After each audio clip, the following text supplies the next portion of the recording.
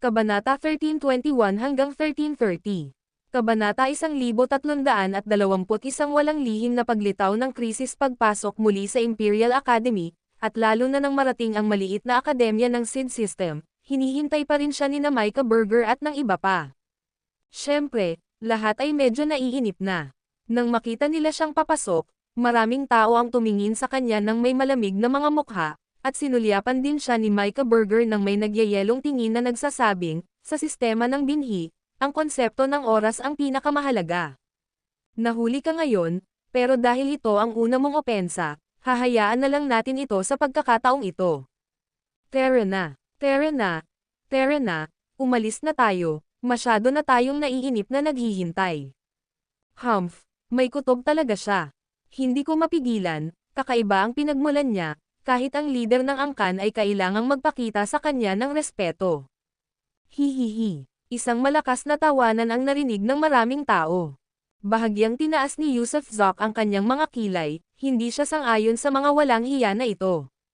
Siyempre, wala siyang pakialam kung sang-ayon ang iba o hindi. Sa halip, mabilis siyang humakbang ng 3 beses at lumapit kay Micah Berger, sabay sabing, "Tama, narinig kong may babaeng may isang braso mula sa apelyidong Lu sa ating SID system, bakit wala siya rito?" Diretso siya sa punto at hindi na nagpaligoy-ligoy pa para mag-imbestiga. Mahinang gulat na sabi ni Micah Berger, at ang ilang disipulo ng SID system na kasunod ni Micah Berger ay nagbigay din sa kanya ng kakaibang tingin, ang mga gilid ng kanilang mga labi ay nagpapakita ng bahid ng pangungutya. "Kilala mo ba si Sister Lu? Ano bang kailangan mo sa kanya?" Tanong ni Micah Berger na may pagtataka. "Nakilala ko na siya dati, napakaganda niya, kaya gusto ko siyang habulin." "Napakatapang. May sakit ka ba talaga? Mayroon ka bang pangarap na mamatay? Hindi ba't nakatakda ka ng ikasal kay Adam Berger? Ngayon, naghahanap ka ng ibang babae." Agad na naghiyawan ang mga tao, at maging si Micah Berger ay nalungkot, at mayroon pang isang magandang hubog ng katawan na babae sa likuran na mukhang galit na galit. Sinabi ni Yusuf Zok na gusto niyang sadyaing habulin si Amber Vance, para makinig sa sasabihin ng mga tao sa paligid at pagkatapos ay mahinuha ang kinaroroonan ni Amber Vance. "Hihihi, bilisan na natin ang lakad natin." Hindi naman talaga nagsalita si Micah Berger, pero tumawa lang siya ng mahina ng ilang pangungusap. "Gail Berger, sa tingin mo ba ay hindi ako nakikita?" Biglang sumugod palabas ng karamihan ang magandang hubog ng katawan na babae mula sa likuran, at sa isang kislap ng kanyang espada, napalapit siya kay Yusuf Zok, ang dulo ay halos tumagos sa likod ng ulo ni Yusuf Zok. Si Yusuf Zok ay laging mapagbantay sa kanyang paligid, kaya nang biglang sumugod ang babae, handa na siya. Biglang bumukas ang realm field at time-space field, at sa bahagyang pagkiling ng kanyang ulo, naiwasan niya ang ulos ng babae at agad na itinutok ang 5-element stick sa babae.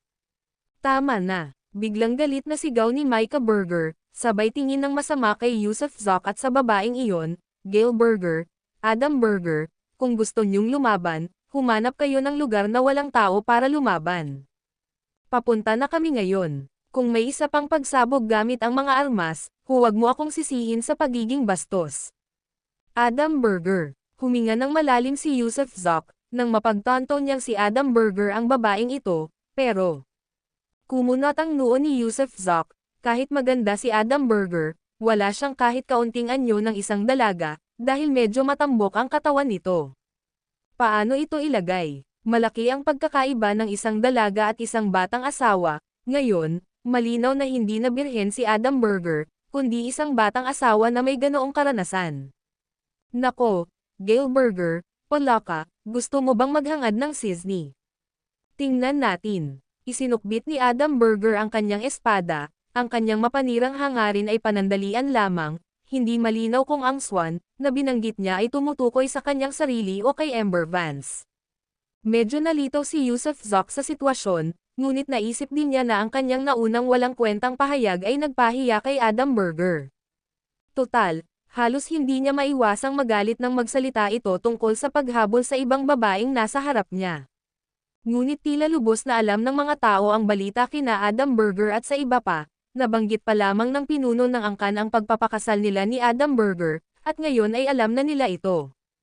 Mahigit 100 disipulo ng SID system ang mabilis na lumabas sa Imperial Academy, at pagkatapos ay inilabas ni Micah Berger ang isang maliit na divine ship at sa isang sigaw, agad na lumaki ang barko.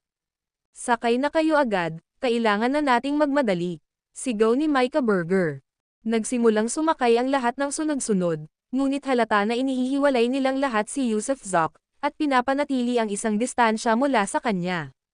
Si Yusuf Zok ang huling sumakay, nang ang lahat ay nasa barko na, hindi siya agad sumunod sa halip ay bumaling kay Micah Berger upang magtanong, maaari ko bang malaman, gaano katagal bago tayo bumalik? Bakit ang dami mong tanong? Sa sandaling ito, may bahid ng balak na pumatay na kumislap sa mga mata ni Micah Berger dahil tila si Gail Berger ang isang mahirap na isyo. Nagtatanong lang ako, kung aabutin ng higit sa 1 taon, hindi ako pupunta. Iniisip din ni Yusuf Zok ang tungkol sa subasta na gaganapin ng appraisal pavilion sa loob ng 1 taon. Kailangan niyang dumalo sa subasta, para hindi niya makaligtaan ang kanyang mahahalagang gawain dahil sa isang pamamasyal ng grupo. Aabutin ng hindi bababa sa 1 buwan, at hindi hihigit sa 6 o 7 buwan bago tayo makabalik. Bukod pa rito, dahil bago ka rito, mapapatawad ang iyong kamangmangan sa mga patakaran, ngunit kung kikilos ka ng mayabang, na naniniwalang nakahihigit ka sa lahat dahil sa iyong katayuan, na iniisip ang iyong sarili na kahanga-hanga, kung gayon ay nagkakamali ka. Huwag mo akong sisihin kung umaarte muna ako at saka magre-report. Nagyelo si Micah Berger. Sa sandaling ito, totoo ang kanyang balak pumatay. Medyo naguluhan si Yusuf Zok. Malaking bagay ba ang pagtatanong pa ng ilan? At saka, itigil mo na ang anumang intensyon mo kay Sister Ember, babala ni Micah Berger sa mabigat na tono. Nang inig ang katawan ni Yusuf Zok, biglang naintindihan kung bakit naiirita sa kanya si Micah Berger at nagkimkim ng balak na pumatay. Ang ugat ng problema ay kay Ember Vance, ang kanyang kapatid na disipulo. Matapos mag-isip sandali, sumakay si Yusuf Zok sa barko at nagpatuloy sa pagtatanong, hindi ko maintindihan ang ibig mong sabihin. Nakatakdang ikasal na sa akin si Sister Ember, alam ito ng lahat sa angkan. Galing ka sa ibang angkan at maaaring hindi mo pa nababalitaan, at dahil dyan, hindi kita masisisi. Pero mula ngayon, kung mayroon ka pa ring itinatagong mga balak tungkol sa kanya, kung gayon. Buzz, biglang kumawala ang banal na kaharian ni Micah Berger, binalot si Yusuf Zok sa loob. Ang kanyang kaharian ay kaharian ng isang banal na emperador, na naging dahilan upang hindi makagalaw si Yusuf Zok. Isang ang Junior Divine Emperor ang Micah Berger na ito. Whoosh! Pinakawalan ng Divine Realm para lang bigyan ng pressure si Yusuf Zok bago ito mabilis na binawi. Pagkatapos ay malamig na ikan-awit ni Micah Berger ang kanyang manggas at sinimulan ang banal na barko. Hahaha, isang palakang nagnanasa sa laman ng Sisney. Talagang nanliligaw ng kamatayan. Nako, ang tanga mo. Kawawa naman si Sister Snow, hindi ko akalain na may karelasyon pala siya. Huwag mo siyang banggitin, pakakasalan ko ba siya? Lubos na nagliligaw, at higit sa lahat, ang mukha niya ay parang nakatadhana ng maikling buhay. Malamig na pang-iinis ni Adam Berger, sadyang malakas ang boses, walang pakialam kung marinig ni Yusuf Zok. Sa sandaling ito, narinig nga ito ni Yusuf Zok ngunit piniling huwag tumugon kay Adam Berger at sa mga nagsasabi ng mapang-uyam na salita, sa halip ay tumayo siyang mag-isa sa kubyerta, nakatanaw sa malayo. Nagbago na ang kasalukuyang sitwasyon. Si Micah Berger, ang lehitimong apo, ay talagang nakatakdang ikasal kay Ember Vance. Hindi pa kasal si Adam Berger noon, ngunit ikakasal na siya sa kanya, at ngayon ay pinagbabalak na nila ang kanyang kamatayan.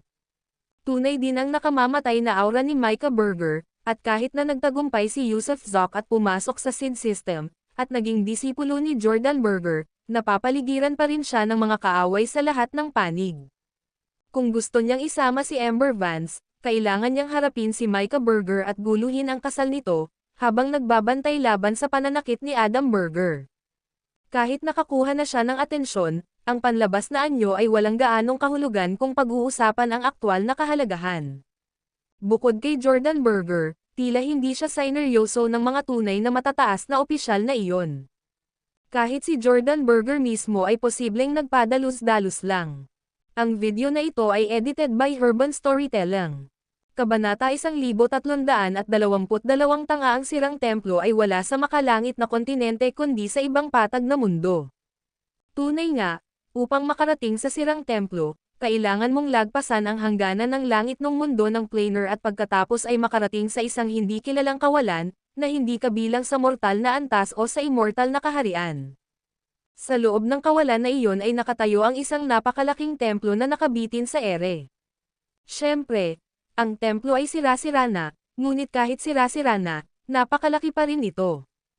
Ayon sa alamat, kahit ang isang banal na emperador o banal na soberano, pagkatapos makapasok sa basag na pasukan ng sirang templo, ay hindi makakarating sa dulo kahit na lumipad sila ng 1.5 taon, bukod pa rito, ang sirang templo ay puno ng panganib. Sinasabing ito ay isinumpa at pinamumugaran ng iba't ibang masasamang halimaw sa langit, kaya napakataas ng panganib na makapasok dito. Pagkatapos ng 3 araw at gabing paglalakbay sakay ng banal na barko, nakarating sila sa kawalan ng eroplano kung saan matatagpuan ang sirang templo. Madilim ang kawalan, kung saan hindi makikita ng isang tao ang kanyang mga daliri kung iuunat, kung hindi dahil sa kakayahang maglabas ng banal na sense, hindi niya makikita ang sirang templo gamit ang kanyang mga mata. Nabigla rin si Yusuf Zok sa sirang templo sa sandaling ito, habang lumulutang ito sa kawalan, nang walang nakikitang talam. Ang tuktok nito ay natatakpan ng gumuhong higanteng bato at mga gusali na naglalabas ng isang simoy ng kalungkutan at pagiging simple, at mayroong isang lubhang mapanganib na aura na parang may nagtatago sa loob ng mga sirang bato, pinapanood ang mga ito, binabantayan ang bawat galaw nila. Ang mga tao mula sa SID system ng 7 Great Families Royal Academy SID Generation ay dumating na ng mas maaga. Matapos tumalon si Micah Burger mula sa barko, ang natitirang aura at mga bakas ng paa sa pasukan ay nagkumpirma na ang iba ay nauna na. Kung gayon, bilisan na natin at pumasok na tayo. 2 itim na tigre lang ang nandito, kailangan nating makuha ang isa kahit anong mangyari. Sige, simulan na natin. Marami ang tila hindi man lang natakot, sa kabaligtaran, sila ay umaapaw sa pananabik. Total, sila ay mga individual ng SID system, ang mga pinakadakilang henyo, kaya ang pinakamahina sa kanila ay ang mga Junior God Kings, kung saan si Yusuf Zok lamang ang pinakamataas na Diyos. Bukod dito, sila ang pinakanamumukod tanging individual mula sa kani-kanilang mga angkan, kaya malakas ang kanilang mga divine skills at magic treasures. Sila ay hindi bababa sa ilang beses na mas malakas kaysa sa mga ordinaryong makadiyos na nilalang na nasa parehong antas. Sila ay nagtataglay ng mga natatanging kalamangan at pambihirang kakayahan, tinuruan ng mga sikat na guro, at madalas na naghahangad ng mga pakikipagsapalaran, na tinitingnan ang panganib bilang mga hamon sa kanilang buhay. Paano magiging matatag ang isang tao kung walang pagsubok? Paano mapapagtimpi ng isang tao ang sarili at may lalabas ang kanyang pakikibaka at potensyal nang hindi nalalampasan ang kahirapan? Tama kayong lahat. Nang marinig ang kaguluhan, biglang iniunat ni Micah Burger ang kanyang mga braso at ipinahayag, 2 itim na tigre lang ang naroon, at mayroon tayong 8 dakilang pamilya, kaya 1 o 2 pamilya lang ang makakahuli ng isang itim na tigre, ang iba ay nakatakdang hindi makasali. Sa pagkakataong ito, walang senior mula sa mga angkan ang kasangkot, tanging ang mga nakababatang disipulo mula sa SID system. Sa katunayan, ito ay palihim ding sinasang ayunan ng 8 dakilang pamilya, dahil isa rin itong pagsubok para sa atin.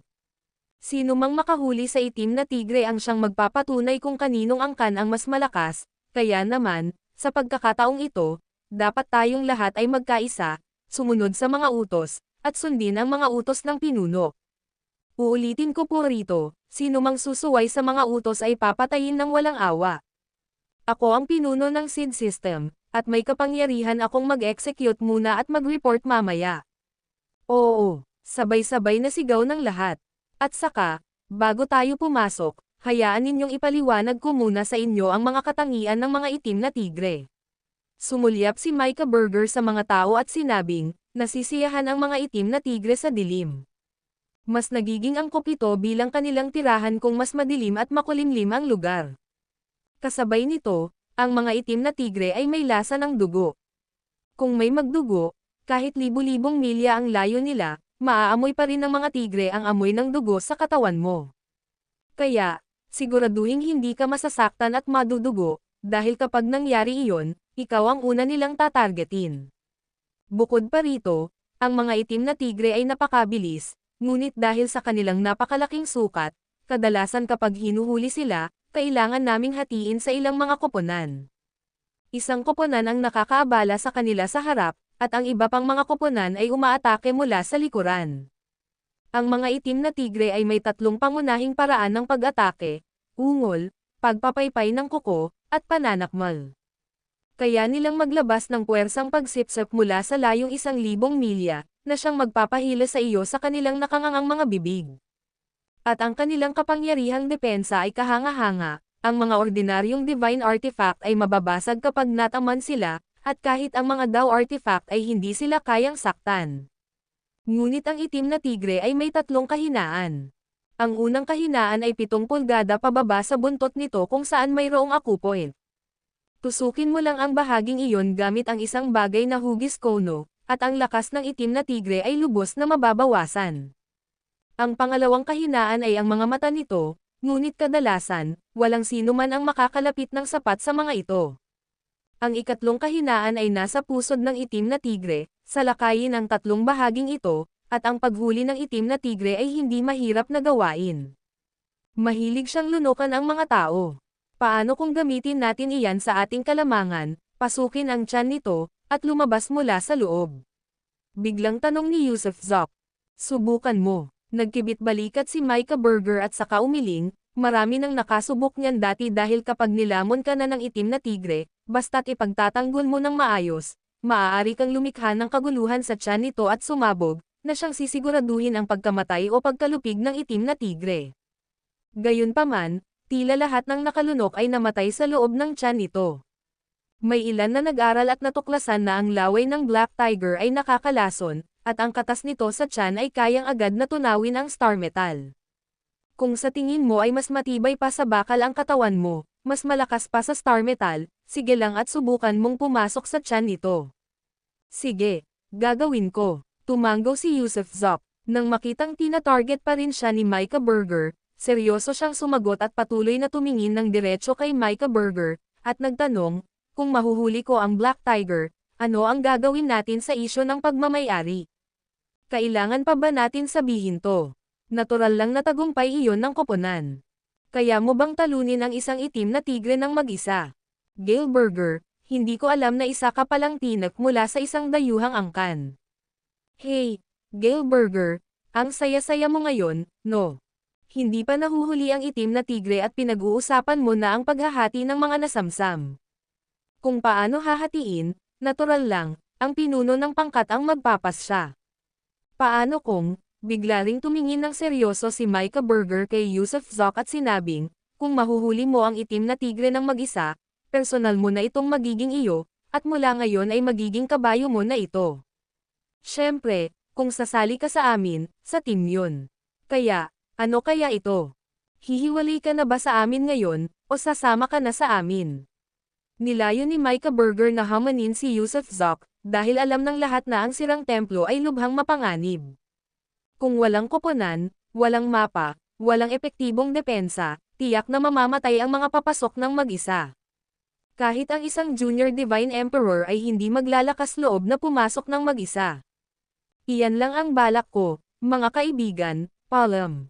Biglang nagpakawala ng malakas na alulong si Yusuf Zok, at sa isang iglap, sumugod siya papasok sa pasukan ng sirang templo. Gayunpaman, habang sumusugod si Yusuf Zok patungo sa pasukan, marami ang hindi namamalayang pumikit, at marami pang iba ang napanganga sa gulat. Kasabay ng isang putok, isang malakas na ingay ang nagmula sa pasukan. Kasunod noon, si Yusuf Zok ay tumalbog na parang bola ng pingpong ng isang harang sa pasukan, patuloy na gumugulong-gulong sa madilim na kawalan. Ah, ha, mamamatay na ako sa kakatawa.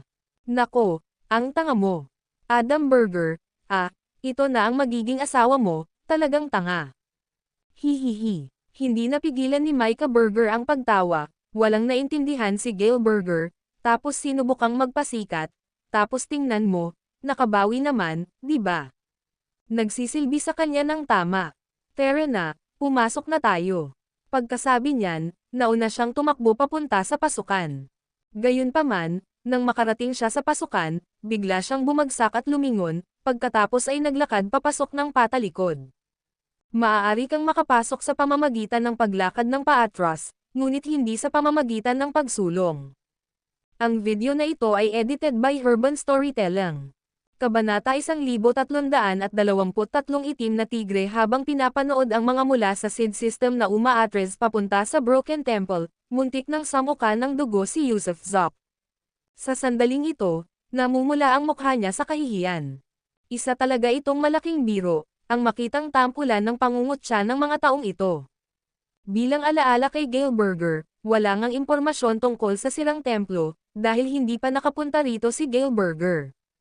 Total, si Gail Berger ay isa lamang ordinaryong Diyos na nasa mataas na antas, at kahit ang mga hari ng Diyos at mga banal na emperador ay hindi nang ahas na pumasok ng mag-isa, lalo na siya, isang simpleng Diyos na nasa mataas na antas.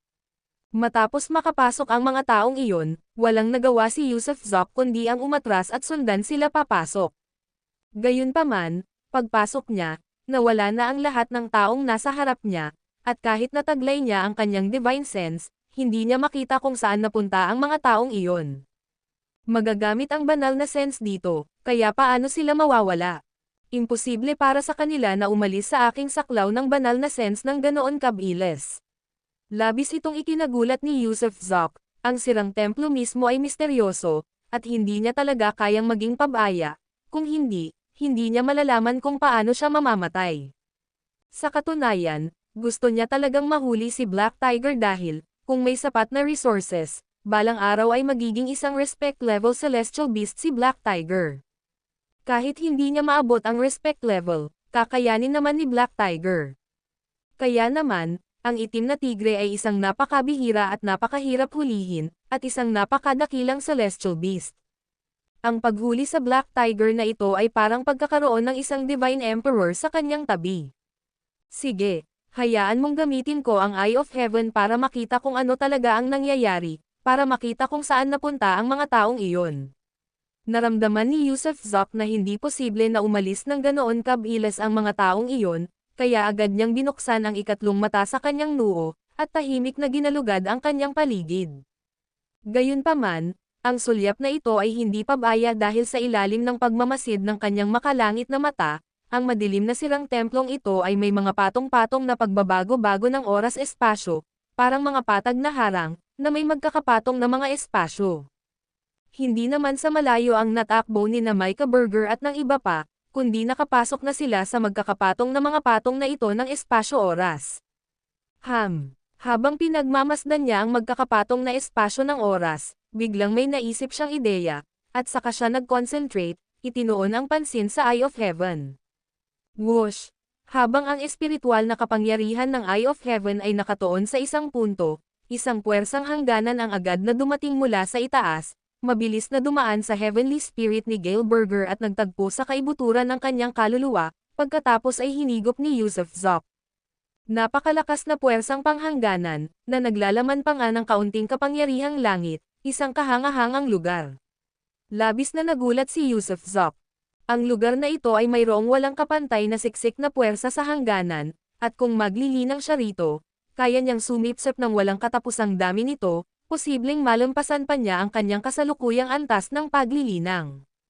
Mas mahalaga pa rin na mahanap ang Black Tiger, hanapin ang Black Tiger, bumalik sa pamilya Berger, kunin si Xiaoyun, putulin ang ugnayan kay Gail Berger, at pagkatapos ay mamuhay ng malaya. Alam ni Yusuf Zop na ang sarili niyang dagat ng putik ay tunay na parang isang malawak na dagat, kaya ang pagsipsip dito ng kahit isang taon ay maaaring hindi makaangat sa isang antas. Maaari lamang siyang maghintay para sa hinaharap kapag may oras at pagkakataon na bumalik dito upang maglinang. Hindi ngayon ang tamang oras. Sinubukan niyang sumugod, walang pakialam kung saan patungo ang magkakapatong na espasyo ng oras na ito, sa halip ay direktang sumisid sa mga ito. Whoosh! Pagpasok niya sa hindi kilalang espasyong ito, agad niyang nakita sa kanyang banal na pananaw ang isang walang katapusang sinaunang lungsod na lumalawak ng hindi nakikita at sira-sira na. Lumapag siya sa isang inabandunang pader ng sinaunang lungsod at pagkatapos ay nakakita ng maraming bakas na naiwan mula sa mga labanan. Maaari kayang ang dakilang lungsod na ito ay nawasak dahil sa mga labanang naganap dito. Ngunit napakalaki ng lungsod na ito, sino ang maaaring sumira nito? Labis na namangha si Yusuf Zok, maraming hindi alam sa mundo at sa katunayan maraming mga nilalang na lampas sa kanyang imahinasyon na makapangyarihan. Tama, ang kasede na iyan ay nasa antas ng Diyos na hari, at isa siyang maliit na tulisan sa kaharian ng langit. Alam kaya niya ang tungkol sa lugar na ito. Naalala ni Yusuf Zok ang tulisang si Kasede at agad niya itong nakausap sa Blue Sea at Cloud Sky. Tungkol sa sirang templo, natural lang, alam ko yan, at pinalad pa nga akong makapasok doon minsan. Alam na alam talaga ni Kasede. Kung gayon, dali, sabihin mo sa akin kung ano ang nangyayari sa sirang templo, nandito ako sa loob nito ngayon. Ang Broken Temple ay isang space-time plane kung saan naninirahan ang mga sinaunang higanti at Diyos noong sinaunang panahon. Bukod dito, ang space-time na ito ay nasa loob pa rin ng Heavenly Planar World, at mayroong 6 na malalaking lungsod sa loob ng Broken Temple. Ang 6 na lungsod na ito ay matatagpuan din sa magkakaibang patag na magkakaugnay. Gayunpaman, maraming masasamang nilalang sa Broken Temple, kasama ang maraming masasamang celestial beast, kaya naman lubhang mapanganib ito.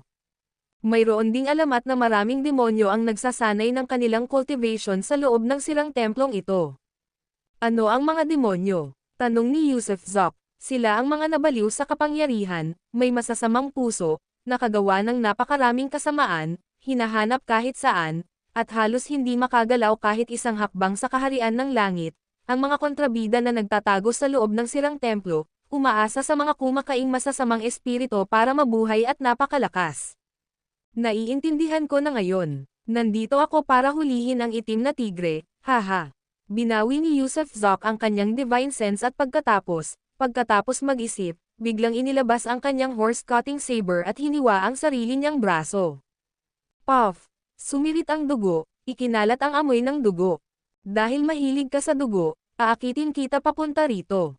Nagsimulang tumakbo si Yusuf Zok pababa sa ibabaw ng desyerto na lungsod, balak niyang akitin ang uhaw-dugong itim na tigre gamit ang paraang ito.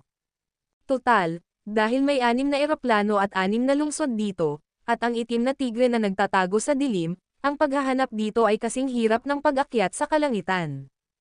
Kaya naman, mas makabubuting isugal niya ang sarili para lamunin siya ng itim na tigre. Oo. Nang sabihin ni Micah Burger na mahilig kumain ng mga tao ang itim na tigre, nagpa siya si Yusuf Zok na pumasok sa tiyan ng itim na tigre dahil taglay niya ang asol na dagat at ulap na langit. Kahit lunukan pa sa tiyan, kaya niyang makapasok sa Blue Sea at Cloud Sky sa isang iglap at pagkatapos ay magpakawala ng isang patak ng Essence Do, kung saan ang itim na tigre ay magiging halimaw niyang alipin. Dahil sa halimbawa ng paghuli sa Snow Wolf, nagkaroon siya ng kumpiyansa na mapasuko rin ang itim na tigre sa kanyang tabi. Simula nang dumating siya ng may determinadong puso na magtagumpay, hindi tulad ng iba na narito lamang para sa pagsasanay. Ang dahilan kung bakit pinili niyang humiwalay kay Micah Burger at sa iba pa ay dahil kung mahuhuli niya ang itim na tigre, kakailanganin niya itong ibigay para sa alokasyon ni Micah Burger, at ayaw niyang mabunyag ang sikreto niya sa pangungulekta ng halimaw. Kaya naman, naging makatwiran ang paghihiwalay. Wala siyang balak na subukang manatili ng matagal kasama ang pamilyang Burger.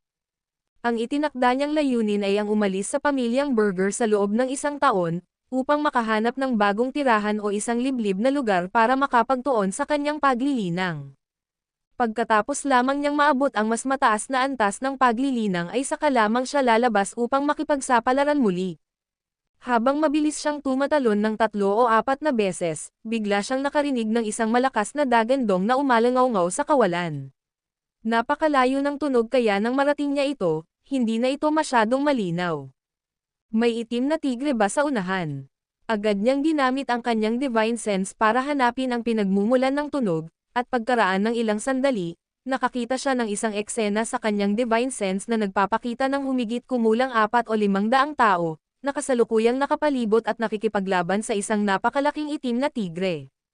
Napakalaking itim na tigre. Nagulat si Yusuf Zok dahil ang itim na tigre na ito ay mas malaki pa kaysa sa tigre mula sa malawak na bundok, tiyak na mahigit 200 yarda ang haba, at habang lumalaki ang laki, mas tumataas ang antas.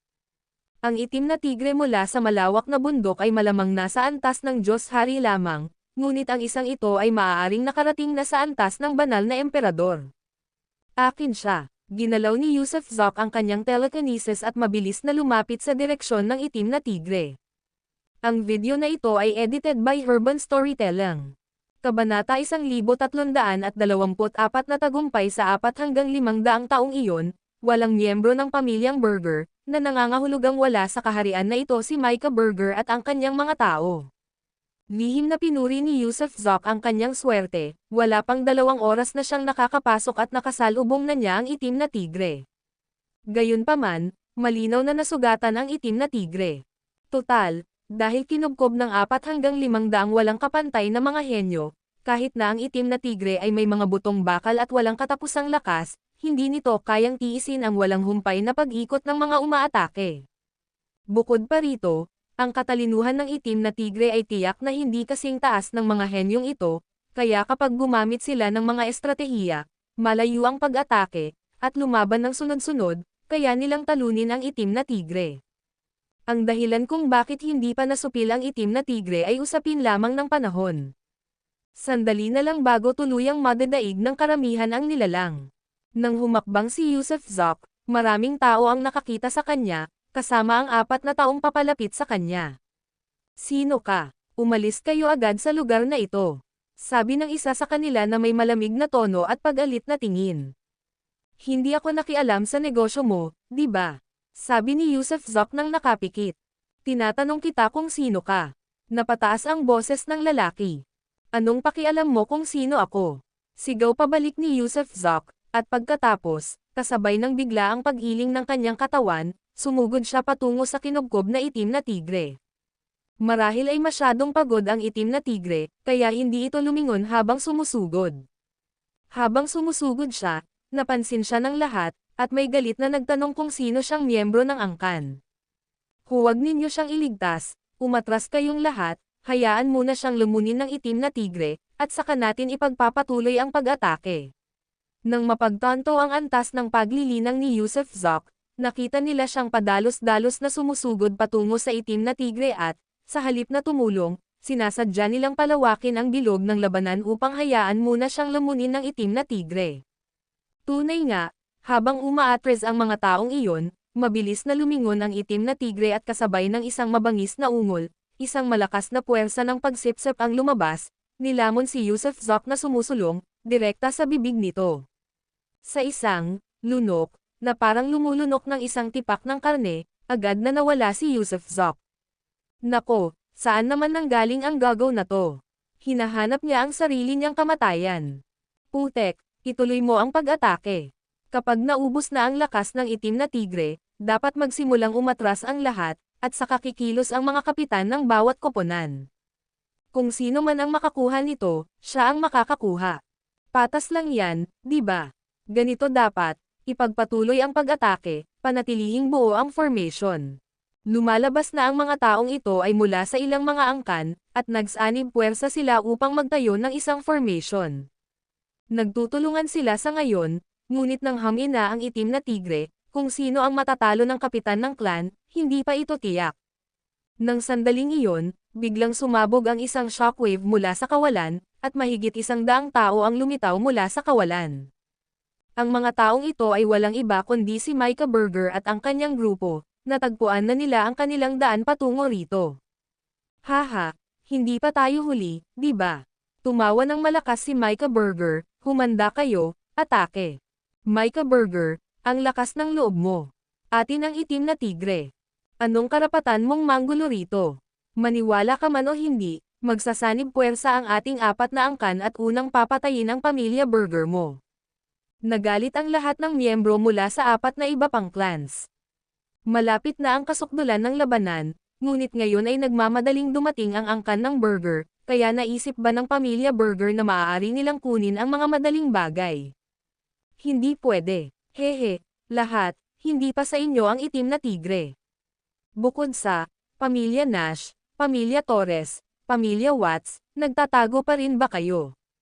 Kung hindi ka lalabas ngayon, huli na ang lahat. Malakas na turo ni Micah Burger sa bakanteng espasyo. Whoosh! Whoosh! Mula sa tatlong direksyon, tatlong grupo ng mga tao ang lumitaw mula sa kawalan. Ito ay ang Torres clan, ang pamilya Nash, at ang pamilya Watts.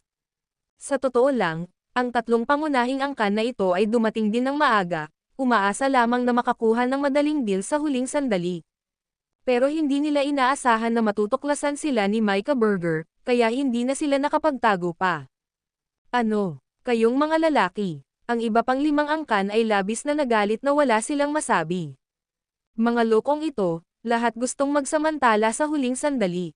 Hehe, hindi naman sa nakaukit ang pangalan ng itim na tigre sa noo, kaya natural lang, kung sino man ang unang makasakop sa kanya, mapapasa kanila na siya. Pasensya na sa lahat, sabi ng pinuno ng pamilyang Nash nang may bahagyang ngiti, at agad na kumilos, na parang kulog na sumusugod patungo sa itim na tigre. Umatake. Sumugod din ang mga pinuno ng pamilyang Watts at pamilyang Nash, kasama si Micah Burger at iba pa. Sa kritikal na sandaling ito, sa huling sandali, sino mang makakagawa ng mapagpasyang desisyon, sino mang makakasamantala sa pagkakataon, ang siyang makakakuha ng itim na tigre. Kung tungkol sa kung sino ang dating nakahuli sa itim na tigre, na gumamit ng estratehiya ng pagdurog sa kanya sa pamamagitan ng magkakasunod na labanan, walang pakialam doon. Dahil kapag gumamit ka ng ganitong estratehiya, dapat mong asahan ang posibilidad ng isang hindi inaasahang pagbabago, ang pagkakataong may ibang umani ng mga benepisyo. Sus Mariosep, salakayin ninyo. Ang apat na iba pang angkan, ang pamilya Arellano, ang pamilya Goodman, ang pamilya Schwartz, at ang pamilya Burger, ang kanilang apat na pinuno ay wala nang nagawa kundi sumugod. Sa oras na ito, kung sino man ang unang makahawak sa itim na tigre, siya ay magiging kanila. Whoosh! Kasabay ng isang tunog, pinaputok ni Micah Burger ang isang kadena mula sa kanyang manggas, tumpak itong ipinulupot sa leeg ng itim na tigre. Gayunpaman, sa sandaling ito, medyo naguluhan din si Micah Burger dahil kakaiba ang kinikilos ng itim na tigre, na parabang ito ay nasa matinding sakit. Nang ikinulong niya ito, hindi lumaban ang tigre, at madaling naisuot ang kadena. Tumalikod si Micah Burger at, hinayla ang kadena, direktang sumakay sa likod ng itim na tigre. Hindi hinayaan ng pito pang iba na magtagumpay si Micah Burger, at napansin din nila na may mali sa itim na tigre. Hindi ito nagpupumiglas o lumalaban, na parang nawalan ito ng kaluluwa, kaya lahat sila ay tumalon sa harap ng tigre, sa harap mismo ng ulo nito, at bawat isa sa kanila ay hiniwa ang kanilang mga daliri, na nagpakawala ng kanilang essence blood. Kung sino man ang makasama ng essence blood ni Black Tiger sa Black Tiger, mapapasa kanila ang halimaw.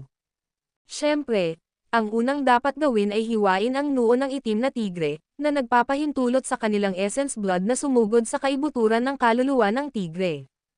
Kung hindi maabot ng essence blood ang kaibuturan ng kaluluwa ng tigre, hindi pa rin ito magtatagumpay.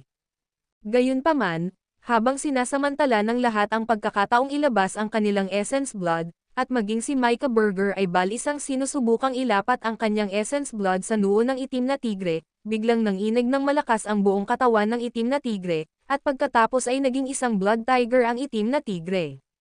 Tama, sa sandaling ito, ang katawan ng itim na tigre ay naglalabas ng dugo, at bawat butas ng kanyang katawan ay nagbubuga ng dugo.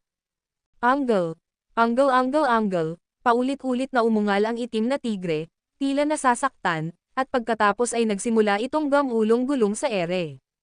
Dahil sa napakalaking laki nito, dahil sa sandaling ito ay sumabog ito ng may walang kapantay na lakas, maging si Micah Burger, na nakasakay sa leeg nito, ay tumilapon, at ang kadena ay naputol sa ilang piraso kasabay ng malakas na pagkalabog. Maraming tao ang tinamaan ng gumuguhong katawan ng itim na tigre, ang kanilang mga katawan ay naglalabas ng tunog ng mga bali na buto, at ang dugo ay bumubuhos na parang mga bukal. At sa sandaling iyon, isang nagliliwanag na liwanag ang lumabas mula sa napakalaking bibig ng itim na tigre, umiikot at nagmamanyobra sa ere, direktang dumapo sa noo ng itim na tigre, at nag-transform bilang ang mismong Yusuf Zok na kakalunok lang ng itim na tigre. Woo! Woo! Umalangaw-ngaw ang kaluskos at mga pop sa buong katawan ng itim na tigre. Sa sandaling ito, hindi lamang lubusang gumaling ang mga pinsala nito, kundi tumaas pa ang aura nito sa mas mataas na antas. Bukod dito, Isang totem ng kidlat ang lumitaw sa noo nito na parang isang tatak, na nakaukit doon. Kaluskos kaluskos kaluskos kaluskos, kasabay ng kislap ng kidlat, ang buong katawan niya ay nababalot ng mga kislap ng kuryente, at napakalakas na pumuputok. Ano? Gale Burger, mga langit, anong nangyayari? Maaari bang may magsabi sa akin kung ano ang nangyayari? Labis na nagulat ang lahat ng miyembro ng Burger Clan Seed System dahil gumapang palabas si Gale Burger mula sa bibig ng tigre, at nakatayo ito sa ibabaw ng noo ng itim na tigre. Hindi lumalaban ang itim na tigre, sa kabaligtaran, umungol ito ng mahina na parang kuting, na lumilikha ng isang mapang-akit na ungol. Sino siya? Nagulat din ang mga mahuhusay na individual mula sa 7 pangunahing angkan, halos nakanganga ang kanilang mga bibig, dahil nakakagulat na natalo ng lalaking ito ang itim na tigre. Ang video na ito ay edited by Herban Storytelling. Kabanata 1325 ang dakilang itim, Gale Burger, ikaw ba yan? Nang makita ni Micah Burger si Gale Burger na nakatayo sa ulo ng tigre, kasama ang itim na tigre na mukhang maamo at masunurin sa ilalim niya, halos dumura siya ng dugo sa gulat. Bago ito, kinutya nila si Gale Burger dahil sa kanyang kay-abangan, sa labis na pagpapahalaga sa sarili, sa pagtakbo ng patiwarik papasok sa mga pintuan ng sirang templo. Ngunit sa isang kisap mata, talagang gumapang ba si Gale Burger palabas ng bibig ng tigre at nagtagumpay na paamuin ang kataas-taasang itim na tigre. Alam na si Gale Burger ay isa lamang mataas na antas na Diyos at hindi pa umaabot sa antas ng banal na hari, kaya naman, ang pagpapaamo niya sa itim na tigre ay tila hindi kapanipaniwala kay Micah Burger. Ngunit ang katotohanan ay nasa harap niya mismo, wala siyang ibang magawa kundi ang maniwala. Ang taong ito, siguro ay nakaranas ng isang malaking swerteng. Agad na naalala ni Micah Burger kung paano natapos ni Gale Burger ang 9 na hamon ng Iron Man array sa maikling panahon. Bago siya bumalik, si Gale Burger ay itinuring na isang mahinang tao. Matapos niyang sabihing kinuha siya bilang disipulo ni Thunderbolt Bids, sa kanya hinay-hinay na tinapos ang 9 na hamon. Ngayon, naaamo na ni Gale ang itim na tigre ng personal. Nangangahulugan ito na hindi pa katagalan, tiyak na nagkaroon siya ng malaking kapalaran at di inaasahang kapalaran, kung hindi ay hindi sana nangyari ang sitwasyon ngayon.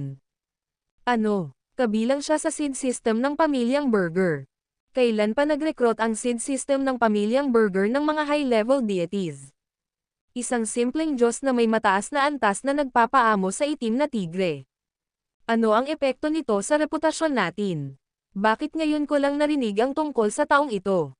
Ang pamilyang Burger ay mayroong napakalaking talento. Saang gate ba siya direktang nanggagaling? Ang mga tao mula sa 8 dakilang pamilya ay nagsimulang mag-usap ng masigasig. Ngayong napaamo na ni Gale Burger ang itim na tigre at nasa perpektong kalusugan na, tila mas malakas pa kaysa dati, wala nang nangahas na umatake sa itim na tigre. Ni walang nagtangkang agawin ang premyo mula kay Yusuf Zop. Dahil isa itong katotohanan, kahit hindi ganoon kalaki ang antas ng cultivation ni Gale Burger, sino ang makakalaban niya kung kasama niya ang itim na tigre? Hehe, sa sandaling iyon, si Yusuf Zop, na nakatayo sa noo ng itim na tigre, ay biglang tumawa at, sumulyap kay Micah Burger, ay marahang tinapakan ang kanang paa, tara na, maghanap tayo ng iba. Angle, isang malakas na ungol ang nagmula sa itim na tigre, ang napakalaking katawan nito ay tumatalon na parang kidlat. Dahil sa itim na itim nito, sa isang iglap ay naglaho ito ng walang bakas, tuluyang sumanib sa kadiliman. Maghahanap pa ba siya ng iba? Dahil nangunguna ang itim na tigreng ito, dapat matagpuan na ang isa pa. Gayunpaman, interesado ako. Kahit papaamuin natin ang itim na tigre bilang soul host, hindi naman agad tayo pakikinggan ng itim na tigre. Palagi nitong iniisip ang pagre-rebelde. May mga pagkakataon pa nga na ang mga taong nakapagpaamo ng mga itim na tigre ay nilunok nila ng buo. Hindi maaamo ang mga itim na tigre, lalo na ang isang bagong aamo. Kaya kakaiba ito. Isa siyang mataas na antas na Diyos na nakaligtas sa loob ng tiyan ng tigre, iyon mismo ay lubhang kakaiba. Mas lalo pa itong kakaiba dahil napaamo na niya ang itim na tigre. Maaaring mas halimaw pa ang taong ito kaysa sa sino man sa atin. Isa na namang henyo ang lumitaw mula sa Joe Clan, naiinggit talaga ako. Hahaha, lahat kayo, Tingnan ninyo, nagiging berde na ang mukha ni Micah Burger. Ha, talagang berde ito. Siya ang minamahal ng pamilyang Burger noon pa man. Ngayong may talento, mas maganda ang itsura, at mas kahanga-hanga kaysa sa kanya, hindi ba dapat siya ang nagiging berde? Tumigil na kayo sa pagsasalita ng mga walang kwentang bagay. Galit na sigaw ni Micah Burger, mga miyembro ng Joe Clan, maghanap na tayo ng isa pang itim na tigre. Tara na, walang ipinakitang tuwa ang mga miyembro ng Joe Clan. Lohikal lang, dahil miyembro rin si Gale Burger ng Joe Clan, ang pagkakamit niya ng itim na tigre ay dapat sanang naging dahilan ng pagdiriwang. Ngunit sa sandaling ito, walang kahit isang tao ang makapagpakita ng ngiti dahil hindi kabilang sa kanila si Gale Burger, mayroong hadlang, maging sama ng loob, sa pagitan nila. Hindi sila nasiyahan, kaya gusto rin nilang paamuin ang isa pang itim na tigre. Aalis na rin tayo, hindi ako makapaniwalang kaya rin niyang paamuin ang pangalawang itim na tigre. Habang inihahanda ng kapitan ng pamilyang Goodman ang kanyang mga manggas, mabilis ding umalis ang mga disipulo ng pamilyang Goodman. Tayo na, sa pagkakataong ito, aatake tayo ng buong lakas ng walang pag-aalinlangan, kailangan nating agawin ang isa pang itim na tigre. Ang Sky Demon Black Tiger, isang mas mataas na antas ng demonic beast kaysa sa Snow Wolves, ay natural na nagtataglay ng mas mataas na katalinuhan, na may kakayahang magsalita ng tao, ngunit ayaw lang talaga nilang makipag-usap sa mga tao. Pero ngayon, dahil naaamo na ni Yusuf Zok ang itim na tigreng ito, nakausap na nito siya habang lumilipad sila.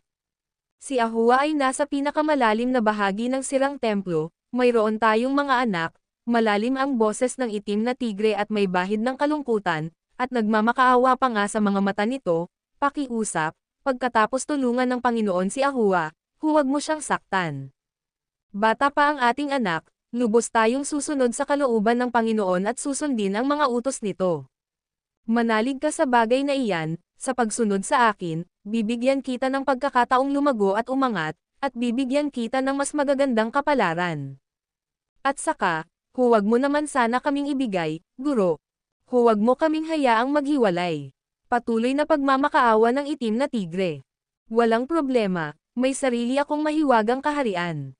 Kapag nahanap ko na ang asawa at anak mo, hahayaan ko silang gumaling sa aking kaharian. Huwag kayong mag-alala sa maaaring gawin ko sa kanila, kapag naging akin na kayo, paprotektahan ko kayo, at walang sino man ang papayagang manakit kahit isang hibla ng buhok ninyo.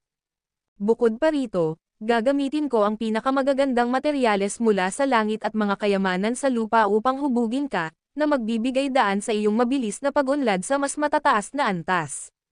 Salamat po, guro. Sige, pareho ba kayong ipinanganak sa Broken Temple? May komunidad ba ang uri ng itim na tigre mo? Mausisang tanong ni Yusuf Zok. Ang ating lahi ng itim na tigre ay binubuo ng mga nag-iisang individual. Hindi ko alam kung sino ang mga magulang ko dahil simula nang may alaala ako, palaboy-laboy na ako sa kawalan. Ganon din kay Ahua. Kalaunan, nang magkita at umibig kami at matapos siyang mabuntis, sumilong kami rito sa Broken Temple upang alagaan ang aming mga supling. Ito ay dahil ang nasirang templo ay naglalaman ng ating pagkain, at mas mabilis tayong makakapag-unlad dito. Ano ang pangalan mo? Wala akong pangalan, pero tinatawag ako ni Ahua na Debay. Debay. Kasi bilang kabayo ko, hindi kita guguluhin. Sabi ni Yusuf Zok, at pagkatapos ay bigla niyang hinawakan ang kanyang ilong, pakiramdam niya ay nakahanap siya ng isang maliit na kerida, nangakong hindi niya ito aabusuhin, medyo cheesy ang lahat. Habang nag-uusap ang dalawa, ang itim na tigre ay nakalusot na sa iba't ibang dimensyon at nakapasok sa mga guho ng isang sira-sirang lungsod. Naupo si Yusuf Zok sa likod ni Debay at, nang suriin gamit ang kanyang banal na sense, natuklasan niya na ang ilalim ng lupa ng gumuhong lungsod na ito ay hindi makapasok sa ilalim ng lupa ng banal na sense at telekinesis. Paano hinaharangan ng lugar na ito ang divine sense? Anong nangyayari? Tanong ni Yusuf Zok, na naguguluhan. Dapat dito nakatira ang dating Panginoon ng sirang templo. Bagamat sira na ang sirang templo, nananatiling buo ang mga istruktura sa ilalim ng lupa. Doon kami sumilong ni Ahua dahil ligtas iyon. Wuhuhu! Bago pa matapos ni Debay ang kanyang sasabihin, Parehong nakarinig sina Yusuf Zoc at Debay ng isang galit at mahinang ungol mula sa kailaliman ng lupa, at nakaramdam si Yusuf Zoc ng kaunting takot sa loob ng ungol na iyon. Hindi maganda, nasa panganib si Ahua at ang bata. Sigaw ni Debay at agad na sumugod sa isang pasilyo. Hahaha, isa itong tigre, pero ang anak ng tigre ay mabait, talagang mabait, tamang-tama lang palakihin. Isang paus na boses ang umalangaw-ngaw mula sa kaibuturan ng sipi, at nang marinig ang boses na ito, nang inig ang buong katawan ni Yusuf Zoc, pagkatapos ay walang pangalawang salita, agad siyang sumugod sa bibig ni Debay. Ang taong nasa unahan ay hindi isa sa mga direktang disipulo ng 8 mahusay na pamilya kundi ibang tao. Nabanggit na ni Kasede na may mga demonyo rito, pawang malalaking diablo, kaya hindi niya ito basta-basta na lang ipagwalang bahala. Ang video na ito ay edited by Urban Storytelling. Kabanata 1326 na isa pang palaso habang mabilis na dumadaloy ang malakas at itim na hangin patungo sa pinakamalalim na bahagi ng pasilyo, nadatnan nito ang isang lalaking nasa katanghaliang gulang na may itim na balbas na tumatawa ng malakas habang karga ang isang maliit na batang itim na tigre, at isa pang napakalaking itim na tigre, na mas malaki pa kaysa sa malaking itim na tigre, ang nakulong sa ere. Sa katunayan, ang isa pang itim na tigre ay tila nakakulong sa loob ng kawalan, na bumubuo ng isang hola sa paligid nito, na hindi makawala ng itim na tigre sa kabila ng matinding pagpupumiglas nito. Nang makita ang malakas na itim na hangin na papalapit sa kanya, muling ngumiti ang nasa katanghaliang gulang na lalaki at sumigaw ng may pagsang-ayon, 3 itim na tigre, mahusay, mahusay. Pagkatapos, humakbang siya pasulong at itinuro ang kanyang daliri sa malaking itim na tigre ng maraming beses. Hindi hinawakan ng kanyang mga daliri ang malakas at itim na hangin, kundi itinuro ang kinaroroonan nito. Nang matapos ang kanyang huling punto, isang simbolo ang nabuo sa ere, sandaling nanginginig at pagkatapos ay biglang lumawak. Nalilito pa rin ang malakas na itim na hangin nang muling mabuo ang hola ng space-time, na siyang kumukulong din dito. Nagtatago sa loob ng bibig ng malaking itim, nagulat si Yusuf Zoc nang matuklasan na ang antas ng cultivation ng lalaking may itim na balbas na nasa katanghaliang gulang ay napakalakas, kahit ang pinagsamang lakas ng kanilang buong pamilya ay hindi kayang tapatan ang isang galaw lamang ng lalaking ito. Ang lalaking ito ay dapat nasa antas ng paggalang, at ang dakilang itim at ang kanyang asawang si Hazel Dodson ay parehong nasa simulang yugto ng Diyos na Emperador, wala pa sa antas na intermediate. Paano kaya nila magagawang harapin ang isang kalaban na kasing respect level nila? Sa isang iglap, nakulong din ang dakilang itim, gaano man ito magpumiglas at umungol, hindi ito makatakas sa hola ng space-time. Isa ba itong nag-evolve na itim na tigre, na may kidlat sa buong katawan nito? Napakabangis na halimaw, haha. Napakaalam ng lalaki, pumalakpak siya ng may tuwa dahil ang malaking itim ay malinaw na naiiba kay Hazel Dodson, na may kidlat na bumabalot sa katawan nito, at isang markang hugis, sa noo nito. Huwag mong subukang sumugod, panatilihin ang iyong lakas, maghintay sa tamang sandali, at sundin ang aking utos. Ipinarating ni Yusuf Zoc ang kanyang boses mula sa loob ng bibig ng malaking itim, mabilis na kumalma, at hinugot ang pana ng Diyos na namamana at ang palaso ng Diyos na dragon, pagkatapos ay ikanawit niya ang pana. Sa katunayan, sa sandaling ito, sa ilalim ng mga ganitong sitwasyon, tanging ang shooting god bow lamang ang maaaring magligtas sa kanila, at tiyak na isa itong sorpresang pag-atake. Dahil sa harap ng isang makapangyarihang tao sa respect level, walang kumpiyansa si Yusuf Zoc na makatakas. Hindi siya sigurado kung kaya ba ng palaso ng Diyos na dragon na saktan ang lalaki, kaya hindi niya kayang gumawa ng harapang atake, palihim na atake lang ang gagawin niya, na siyang magpapaputok sa mga oras na hindi niya inaasahan. Total, ang kalaban ay nasa respect level, kaya kayang magdulot ng kaguluhan.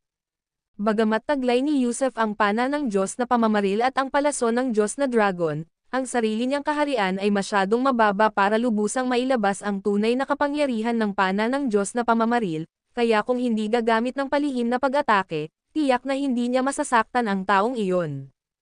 Napakalaki ng bunganga ng malaking itim, hindi lang sapat ang laki para makapagtago si Yusuf Zoc, kundi sapat din ang laki para magkasya ang ilang mesa para sa paglalaro ng mahjong, na may espasyo para kahit papaano ay ilang dosenang tao. At maingat na huminga ng malalim si Yusuf at dahan-daang hinayla ang tali ng pana. Tiyak na balak ng lalaking may itim na balbas na nasa katanghaliang gulang na sakupin ang dakilang itim na si Hazel Dodson. Kaya naman, kailangan niyang lapitan ang dakilang itim at gamitin ang paraan ng pag-host ng kaluluwa, kung hindi, hindi niya sila tunay na mapasupol. Sa sandaling lumapit siya upang isagawa ang blood hosting, haharapin niya ng harapan ang malaking itim na katawan. Sa sandaling iyon, ang kailangan lang gawin ng dakilang itim ay ibuka ang bibig nito, at maaaring mapaputok ang palaso ng Diyos na dragon. Isang palaso, kahit hindi nito mapatay ang lalaki, ay tiyak na makakabasag sa kanyang hola ng space-time.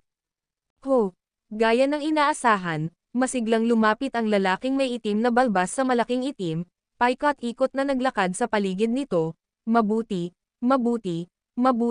isang mutated evolved black tiger, na babalot ng kidlat, mayroon pang marka ng kidlat sa noo, pero hindi ganoon kalakas ang lakas mo, sayang at hindi ka paganap na lumaki. Kapag naabot mo na ang respect level, kahit ako hindi na kita mapapatiisin. Alam kong naiintindihan mo ang mga salita ko, at nakakapagsalita ka rin ng wika ng tao, kaya bibigyan kita ngayon ng dalawang pagpipilian. Marahang hinaplos ng lalaki ang maliit na batang tigre at nakangiting sinabi, ang unang pagpipilian, kusang loob mong buksan ang iyong banal na sense, hayaan mong ako ang maging tagapag-alaga mo. Sa ganitong paraan, masisiguro kung hindi kita sasaktan sa hinaharap, at ikaw na lang ang magiging mga kabayo ko, na magpapanatiling ligtas at masagana ang iyong pamilya. Ang pangalawang pagpipilian, naging malamig ang ekspresyon ng lalaking may itim na balbas sa katanghaliang gulang, kung hindi mo kusang bubuksan ang iyong divine sense, sisimulan ko sa pamamagitan ng pagdukot sa mga mata ng iyong anak. Humihingal, ang malaking itim, puno ng kawalan ng pag-asa at takot, ay marahang humihingal ng hindi nagsasalita, dahil mahigpit na nakahawak si Yusuf sa tali ng pana, handang bumaril anumang oras. Kung ibubukan niya ang bibig niya, makikita ng kalaban si Yusuf. Hindi, bubuksan natin ang ating banal na sense, huwag lang nating saktan ang ating anak. Sa kabilang banda, nagsalita si Hazel Dodson nang tumigil siya sa pagpupumiglas at saka humiga. Hindi hinayaan ng dakilang itim na maging alipin ng multo ang kanyang asawa, kaya bago pa makalapit ang lalaking may itim na balbas sa katanghaliang gulang na si Hazel Dodson, agad din itong humiga, na may kislap ng dugong ilaw sa kanyang noo na nagpapahiwatig ng pagsuko at kahandaan para sa blood hosting. Hahaha, parang ganoon na nga, huwag kang mag-alala, hindi kita sasaktan. Tumawa ng malakas ang lalaking may itim na balbas, pagkatapos ay lumapit sa malaking itim na lalaki, sa noo nito, at kasabay ng isang kislap sa dulo ng kanyang daliri, isang patak ng essence blood ang walang tigil na umikot. Ngayon, ibuka mo ang bibig mo, sabi ni Yusuf Zok sa pamamagitan ng divine sense. Sa ngayon, napakalapit ni Big Black sa lalaking nasa katanghaliang gulang na iyon, wala pang 1 metro ang layo, at nakaturo rin ang daliri ng taong iyon sa noo niya. Ngunit nang hindi pa umaabot ang braso ng taong iyon sa kanyang noo, biglang ibinuka ng nakahiga ang kanyang bibig. Walang anumang tunog, mabilis niyang binuksan ang kanyang higanteng oral apparatus. Hindi maintindihan ng lalaki ang nangyayari, kaya bahagya siyang natigilan, ngunit pagkatapos noon, isang sinag ng liwanag na kasing bilis ng kidlat ang lumabas mula sa bibig ni Big Black nang hindi siya binigyan ng oras para makareact. Nakita niya ito, isang taong nagtatago sa loob ng bibig ng itim na tigreng ito, na humuhugot ng pana para panin siya. Naghahanap ng kamatayan. Hindi niya alam ang kapangyarihan ng God Dragon Arrow, kaya umungol siya, at dahil napakalapit ng distansya, 1 o 2 metro lang, wala siyang nagawang anumang reaksyon maliban sa simulan ang kanyang depensa gamit ang isang isip. Bang! Tumpak na naipasok ng God Dragon Arrow ang kanyang mga depensa, pagkatapos ay nagsimulang pumutok at sumabog ang kanyang mga depensa. Anong klaseng palaso ito? Sa wakas ay napasigaw siya, patuloy na naghahanda ng mga patong-patong na depensa, habang ang God Dragon Arrow ay patong-patong na winawasak sila. At saka, naroon din, ang napakalakas na impact, sa ilalim ng puwersa ng God Dragon Arrow, siya ay napalipad pabalik na parang saranggola na naputol ang tali. Nabasag ang pasilyo at nag-iwan ng butas, kasunod ang nawasak na palasyo na patuloy na natatakpan, ang lalaking may itim na balbas na nasa katanghaliang gulang ay napaatras sa hindi malamang distansya. Kasabay ng isang puff, matapos ang patuloy na pagbasag sa hindi mabilang na mga pader, pasilyo, at mga palasyo, ang God Dragon Arrow na may kargang lalaking nasa katanghaliang gulang ay sa wakas ay lumabas mula sa Broken Temple, sumugod patungo sa Dark Void. Sa oras na ito, ang mukha ng lalaking nasa katanghaliang gulang ay mapatla, hindi mabilang na mga buto ang nabali, at ang kanyang katawan ay naliligo sa dugo. Siya, isang figure ng respect level, ay malubhang nasugatan na ngayon. Dahil napakalakas ng kapangyarihan ng God Dragon Arrow, agad na nawasak ang kanyang mga depensa, kaya nang mabaril siya sa Dark Void, tuluyan na siyang nanghina. At sa sandaling ito, nang siya ay barilin patungo sa madilim na kawalang hanggan, nagkataong dumaan ang lahat ng mga inapo ng 8 dakilang pamilya, hindi naman kalayuan, mga 1,000 milya ang layo, ngunit lahat ng tao kahit na mula sa 1,000 milya ang layo ay nakikita ang eksenang ito, hindi man lang maintindihan kung ano ang nangyayari. Nang dalhin ng God Dragon Arrow ang lalaking may itim na balbas sa Dark Void, tila may natitira pa itong puwersa, at hindi inaasahang bumilis itong muli, na may mga kislap na patuloy na lumalabas mula sa palaso. Kumabog ng malakas ang mga sentido ng lalaki, ramdam na ramdam niya ang mga senyales ng kamatayan. Masama ito, kasabay ng isang boom, pagkatapos niyang bigkasan ang mga salitang, masama ito, sumabog ang God Dragon Arrow, na nagpapakita ng kapangyarihang sumisira sa mundo, ang kapangyarihang magpana sa araw. Nang sumabog ang God Dragon Arrow, agad na tumigil ang sigaw ng lalaking nasa katanghaliang gulang nang kumalat ang alon ng pagsabog sa lahat ng direksyon. Hindi maganda, isa itong labanan sa respect level, magtakbuhan ang lahat, paparating na ang shockwave. Nang makita ng mga inapo ng 8 mahusay na pamilya ang isang maliwanag na lugar ng pagsabog na nabubuo 1,000 milya ang layo, ang kanilang mga mukha ay naging berde sa takot at pagkatapos ay tumakbo sila ng pinakamabilis na makakaya nila. Ang labanan sa respect level ay hindi isang esport na pangmasid. Ang video na ito ay edited by Urban Storytelling. Kabanata 1327 Pagbabalik sa lungsod ng may kaluwalhatian ang pamilya ng 3 mula sa dakilang angkan ng itim na tigre ay nailigtas. Noong una, ang anak ng tigre ay nasa kamay ng makapangyarihang respect level na iyon, ngunit nang magpana si Yusuf Zok ng diretso sa kanyang noo, walang nagawa ang makapangyarihang tigre kundi iwanan ang tigre upang maghanda ng mga depensa. Nahulog sa lupa ang anak ng tigre ngunit hindi namatay sa pagkahulog. Hindi alam ni Yusuf Zok kung patay na ba ang respect level expert o hindi, pero pagkatapos niyang masira ang special cage ni Awa, agad niyang kinuha ang 3 tigre at mabilis na umalis sa tunnel, saka nagmamadaling umalis. Kailangan niyang umalis dahil kung hindi patay ang respect level expert at hindi pa nakakabawi ng kanyang kahinahunan, tiyak na hindi niya ito matatalo. Total, ang unang palaso ay isang palihim na pag-atake, at ang eksperto sa respect level ay walang oras para gumanti, at pasibo lamang na nagdepensa. Kapag nakapaglansad na siya ng aktibong pag-atake, hindi na kayang tiisin ni Yusuf Zok ang kahit isa sa mga galaw niya. Matapos makuha ang 3 tigre, hindi na nag-atubili pa si Yusuf Zok at mabilis na umalis sa tulong ng itim na tigre. Kuwait, pagkalipas ng 7 araw, sa labas ng South City.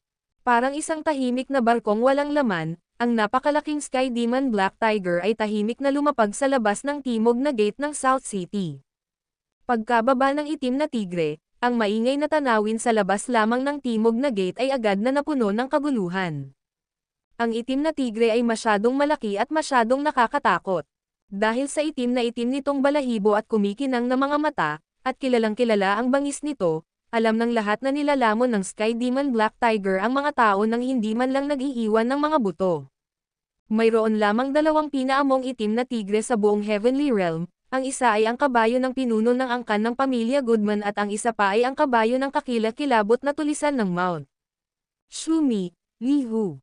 Imposibleng pumunta si Lihu sa South City, at ang patriarka ng pamilya Goodman ay hindi basta-basta sasakay sa itim na tigre. Kaya, nang biglang lumitaw ang itim na tigre mula sa kung saan, ang mga mamamayan sa labas ng lungsod, ang hindi mabilang na mga banal na nilalang, at maging ang ilang mga eksperto sa banal na hari ay natakot at tumakas sa lahat ng direksyon. Siyempre, ang ilan ay hindi tumakas, at iyon ang mga sundalong may divine weapon na nasa mga pader ng South City. Medyo nagulat din ang mga sundalong ito noong una, pero kalaunan. May nakita pa nga silang taong nakatayo sa likod ng itim na tigre. Ang ibig sabihin ng isang taong nakatayo sa likod ng itim na tigre ay hindi ang itim na tigre ang umaatake sa lungsod, kundi isang taong nakasakay sa itim na tigre papunta sa kanilang timog lungsod. Nako, Gale Burger, paano ka naging ganoon? Isang sundalong may divine weapon ang biglang tumayo sa pader ng lungsod at sumigaw ng malakas. Tumangala si Yusuf Zoc at nakilala ang nagsalita si Xavier Burger nga pala, ang kaibigan ni Gale Burger noong bata pa siya. Gayunpaman, naalala niya na si Xavier Burger ay nadestino sa North City dati, kaya paano siya napunta sa South City? Hay, bakit hindi pwedeng ako? Pero hindi ba't nasa North City ka noon? Paano ka napunta sa South City? Hindi nagmadaling pumasok si Yusuf Zoc sa tarangkahan ng lungsod, dahil medyo sarado na ito ngayon. Nang makita nila ang paparating na itim na tigre, nagkagulo sa tarangkahan ng lungsod, at sinimulan itong isara ng ilang sundalo ng divine weapon. Gayunpaman, kalahati lang ito nagsara at pagkatapos ay natigil dahil matagal nang hindi isinasara ang tarangkahan ng lungsod. Kaya naman, sinubak din ng bigla ang sitwasyong ito ang katandaan ng pintuang daan ng lungsod. Ako na naman ang magpapaikot. Malakas na sigaw ni Xavier Burger, "Ninuno, nakakatakot ka. Tumigil ka na nga, buksan mo ang gate." Biglang inilabas ni Yusuf Zoc ang waist badge mula sa Imperial Academy. Ang baywang na badge na ito ay pasadyang ginawa at kumakatawan sa kanyang simbolikong pagkakakilanlan. Mayroon pa itong tatak ng leader ng angkan, na nagpapatunay na siya ay isang disipulo ng leader ng angkan, bukod sa iba pang mga bagay. Masasabing ang waist badge na ito ay nagbibigay daan sa walang harang na pagpasok sa South City. Ninuno, baka gusto mong maghintay ng kaunti. Sa iyo ba ang itim na tigreng ito? Kung hindi, o kung hindi ka nito pakikinggan, ang pagpasok sa lungsod ay maaaring humantong sa kapahamakan. Maghintay ng ano? Kumunat ang noo ni Yusuf Zoc. Hintayin ninyo ang pamumuno ng sentral na hukbo, ang mga pinuno ng pamumuno ng Forbidden Army. Sagot ni Xavier Burger. Oh, tumanggo si Yusuf Zoc. Ang sentral na hukbo ay ang pribadong hukbo ng Burger Clan, at ang Command of the Forbidden Army ang pinakamalaking institusyong militar sa loob ng pribadong hukbo. Ang mga malalaking tao sa loob, na pawang mga mahahalagang tao, ay pawang mula sa direktang linya ng Burger Clan. Di nagtagal, pagkatapos mag-usap nina Yusuf Zoc at Xavier Burger, 6 na sinag ng liwanag ang sumilay mula sa tarangkahan ng lungsod at tumayo sa itaas, gulat na nakatitig kay Yusuf Zoc at sa malaking itim na tigre na kanyang sinasakyan. Ang mga celestial beast tulad ng Sky Demon Black Tiger ay karaniwang mga sakay para sa mga eksperto sa respect level, at ang mga ordinaryong tao ay hindi kwalipikado para magkaroon ng ganitong mga sakay. At gayunpaman, ang taong nakaupo sa itim na tigre ngayon ay isang mataas na ranggong Diyos. Sino ka? Malakas na sigaw ng isa sa kanila. Yumuko si Yusuf Zoc sa nagtatanong at buong kumpiyansang ipinakita ang kanyang waist badge, Imperial College Seed Department, ang ikapitong disipulo ng clan leader na si Jordan Burger, si Gale Burger. Ano? Ikaw si Gale Burger? Nagulat ang 6 na eksperto nang marinig nilang ibinunyag ni Yusuf Zoc ang kanyang pagkakakilanlan. Nabalitaan na nila ang tungkol sa pagkuha ng clan leader ng isang bagong disipulo, kasama na ang pangalan ng disipulo, background, cultivation level, at iba pa. Tinanong nila ang lahat tungkol dito. Pero hindi nila inaasahan na ang taong ito ang bagong disipulo ng leader ng angkan. Ang disipulo ng clan leader ay isang taong kapantay ng pinuno ng Imperial Academy, kabilang sila sa pinakamataas na antas ng pamilyang Burger. Hindi nang ahas na magpabeya ang 6, agad na lumapag, at saka yumuko habang magkahawak ang mga kamao, nagpakilala. Lahat silang 6 ay mga Deputy General ng Command of the Forbidden Army, at ang general na namamahala sa command ay walang iba kundi ang nakatatandang kapwa-disipulo ni Gale Burger, si Cal Petty. Bagamat lahat sila ay may lakas na nasa Divine Emperor level, nagbigay pa rin sila ng respeto at paggalang sa mas mataas na ranggong Diyos na ito, dahil wala nang magagawa. Ang taong ito ay isang disipulo ng clan leader, bahagi ng Imperial College Seed Department, at siya ring junior disciple ng Supreme Leader ng Forbidden Army. Paano sila mangangahas na kumilos ng may kapangahasan? Bumukas ang tarangkahan ng lungsod, at marahang tinapik ni Yusuf Zok ang itim na tigre at nagpatuloy sa paglalakad papasok sa lungsod. Gayunpaman, ang itim na tigre ay napakalaki kaya sa bawat hakbang nito, bahagyang nanginginig ang lupa, lalo na kapag dumadaan sa lagusan ng gate, halos mapupuno ito ng husto. Pagpasok sa lungsod, agad na lumingon si Yusuf Zok upang sumulyap kay Xavier Berger na nasa itaas ng pader ng lungsod. Xavier, hahanapin kita para uminom ngayong gabi, tandaan mong hintayin ako. Sige, hihintayin kita, hihintayin kita. Paulit-ulit na tumango si Xavier Berger bilang tugon. Nang pumasok ang itim na tigre sa lungsod, ang mga mangangalakal sa magkabilang kalye pati na rin ang mga nagdaraan, ay nagsitabi, dahil sa takot na lumapit, at nagbukas ng daan para sa itim na tigre. Bawal ang paglipad sa loob ng lungsod, kaya ang pagbibisikleta ni Yusuf Zok na nakasakay sa itim na tigre ay naging isang malaking palabas sa mga lansangan. Hindi siya umuwi, ni hindi rin siya pumunta sa Imperial Academy, sa halip, dumiretso siya sa External Affairs Hall. Ginugol ni Gale Berger ang unang kalahati ng kanyang buhay sa pagtatrabaho sa External Affairs Hall, simula sa pinakamababa at pinakaabalang mga tungkulin at kalaunan, habang tumataas ang kanyang antas ng paglilinang at sa pagmamaniobra ng kanyang ina, nagawa niyang maging pinuno ng grupo ng pagpapatrolya. At dahil sa mga taon ng kanyang panunungkulan sa External Affairs Hall kaya nagkaroon siya ng ilang tauhan doon. Kunin halimbawa sina Aaron Berger, Berger No. 5, Big Ears Berger, at iba pa. Ang mga taong ito ay nagtrabaho sa External Affairs Hall at sumunod din sa kanyang panawagan, madalas na sama-sama sa kanya para sa pag-inom at pakikipagtalik sa babae. Bago pa man dumating ang Black Tiger sa External Affairs Hall, naalerto na ang mismong bulwagan, at personal na tumakbo palabas ang pinuno ng External Affairs Hall na si Ian Berger upang salubungin sila. Ang nasasakupang si Ian Berger ay nagbibigay pugay sa Panginoon. Bagamat ang pinuno ng External Affairs Hall ay may hawak na opisyal na posisyon, kumpara sa kasalukuyang katayuan ni Gale Berger, ito ay isang malaking pagkakaiba sa pagitan ng langit at lupa. Hehe, Leader Berger, napakabait mo naman. Bumalik na ako at wala na akong masyadong mahihiling pa, kailangan ko lang humiram ng ilang tauhan. Sabi ni Yusuf Zok kasabay ng masayang tawa. Walang problema, sabihin mo lang kung sino ang kailangan mo. Masayang tugon ni Ian Berger. Dahil sa mataas na katayuan at malaking prestihiyo ni Gale Berger, paano niya nagawang mang-asar dito? Aaron Berger, Berger numero 5, Berger na malalaki ang tainga, Berger na maliwanag, Berger na malaki ang aso. Nandito na tayo, nandito na tayo. Lumabas na tumakbo rin papunta sa pinto sina Aaron Berger at ang iba pa ngunit naipit sila sa likuran ng karamihan, kaya hindi pa sila sumisilip hanggang ngayon. Nang marinig nila si Yusuf Zok na tinatawag ang kanilang mga pangalan, halos magtatalon sila sa tuwa. Siyempre, ang mukha ng isang tao ay napakaputla, mapatwa dahil sa patuloy na pagtulo ng pawis sa kanyang noo. Ang taong ito ay si Berger No. 5, na inakusahan ni Aaron Berger ng pag-uulat ng katiwalian at panunuhol. Itong 5 lang, walang problema, di ba? Sabi ni Yusuf Zok sabay tawa ng masigla.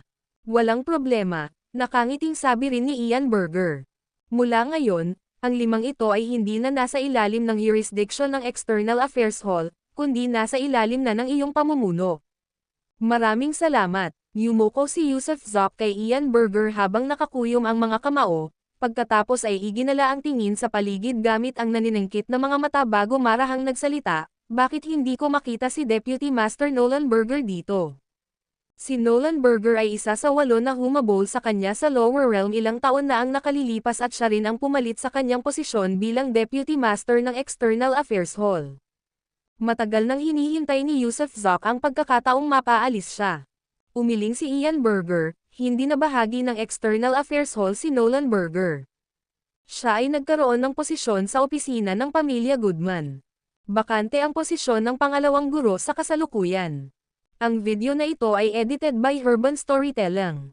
Kabanata 1328 ang impormasyon mula sa Little One Arm. Si Nolan Berger ay naglingkod sa Clan People's Office, na medyo lampas sa inaasahan ni Yusuf Zok. Hindi niya inaasahan na magiging ganito kabilis ang kilos ni Nolan Burger. At malamang, para maiwasan ang alitan nila ni Nolan Burger, pinili niyang lumipat. Total, personal na siyang tinuturuan ngayon ng clan leader at bahagi ng Imperial College Seed Department, kaya hindi na siya kayang pigilan ng katayuan ni Nolan Burger. Kayong 5, sumama kayo sa akin sa mansyon. Sandaling nag-isip si Yusuf Zok, pagkatapos ay itinuro ang 5 elements ni Aaron Burger, inikat ang ulo ng tigre, at naglakad patungo sa silangang bahagi ng Burger Mansion. Ang silangang bahagi ng Burger Mansion ay eksklusibo para sa mayayaman at maharlikang direktang linya. Si Yusuf Zok ay nabigyan ng malaking mansyon, mga lalaki at babaeng katulong, at mga pang-araw-araw na gastusin noon, hindi pa niya ito nabisita, kaya gusto niyang bisitahin ito. Sina Aaron Burger at Gail Burger at ang iba pa ay sumunod ng malapit sa Sky Demon Black Tiger, hindi nang ahas na magmungkahi na umupo sa likod ng tigre, sa halip, sumunod sila rito. Ilang sandali pa, narating nila ang mansyon na minarkahan bilang tirahan ni Gail Burger, kung saan nakapila ang lahat ng mga katulong upang salubungin sila. Ang balita ng pagdating ni Yusuf Zok sakay ng itim na tigre ay kumalat na sa buong lungsod ng pamilyang Burger at nakarating pa nga sa walang hanggang lungsod.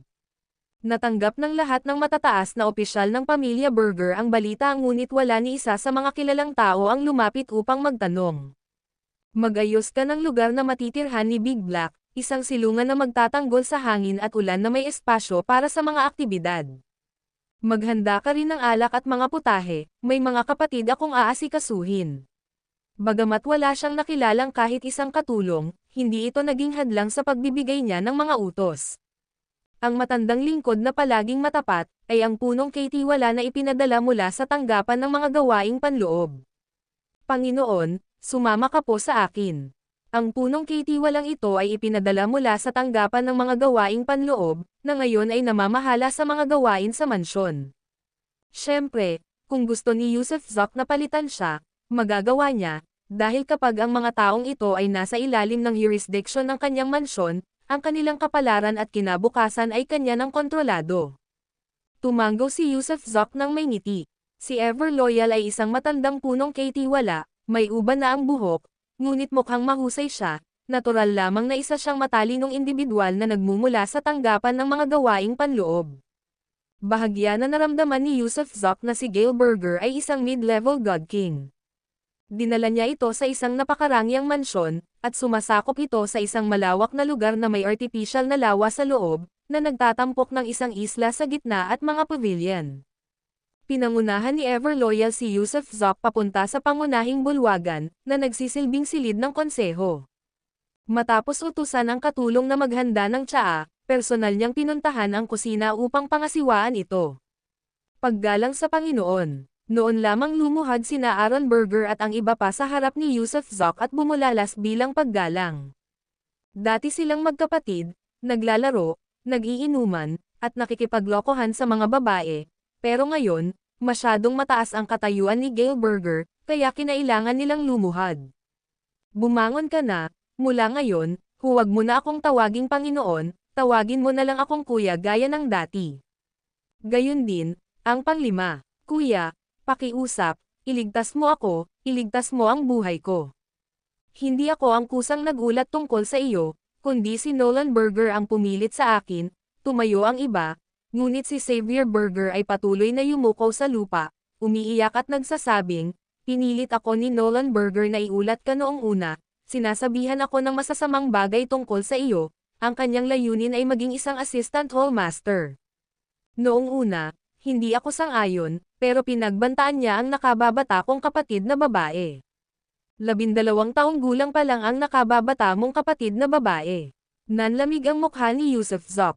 Isang yumao na si Nolan Burger, mas gusto niya ang mga menor de edad, sigaw ni Xavier Burger nang may kaawa-awang, bata pa ang ate ko, paano ko siya hahayaang magtagumpay, kaya ang kaya ko lang sundin ay ang mga utos niya.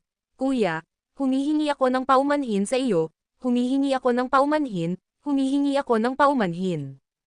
Alam ko, bumangon ka na. Tumanggo si Yusuf Zok. Wala naman talaga siyang gustong gawin kay Xavier Burger, dahil kapatid siya ni Gail Burger, at hindi niya tutulungan si Gail Berger na patayin ang sarili niyang kapatid.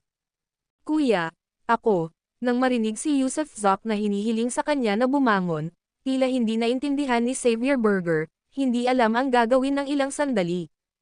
Hindi kita masisisi, si Nolan Berger lang naman. Kapag may pagkakataon, haharapin ko siya. Ngayon, may gusto pa akong itanong sa inyong 5. Turo ni Yusuf Zoc sa mga upuan, umupo kayo. Masunuring naupo sina Aaron Berger at ang iba pa, hindi alam kung ano ang maaaring itanong ni Yusuf Zoc. Ikinumpas ni Yusuf Zoc ang kanyang manggas at pagkatapos ay sabay na lumitaw ang time-space field at realm. Hindi niya nilayo na harapin ang 5 ito, ngunit upang maiwasan ang anumang bihasang divine sense na makinig ng palihim, kaya ang pagpapakawala sa realm at time-space field ay nagbigay daan sa kanya upang malinaw na maramdaman ang anumang nakakaabala na mga kaisipan. Siyempre, agad na naramdaman ng 5 ang mapang ipang puwersa. Sa ilalim ng kaharian, naramdaman nila ang pagbaba sa kanila ng makalangit na daw, puno ng matinding takot. Mayroon ba sa inyo ang nakakakilala sa batang babaeng may isang braso mula sa seed system ng Imperial College, o nakakakilala sa kanya, o may anumang impormasyon tungkol sa kanya? Matigas na tanong ni Yusuf Zoc. May narinig ako. Agad na itinaas ni Xavier Berger ang kanyang kamay. Ayon sa mga bali-balita, ang babaeng may isang braso ay may apelyidong Lo, at nakipagtipan kay Micah Berger, ang direktang tagapagmana ng direktang linya ng seed system ng Imperial College. Narinig na rin namin ito, pero tungkol sa batang babae na may eksaktong pangalan, background, at iba pa na katulad ng isang braso, hindi pa namin alam.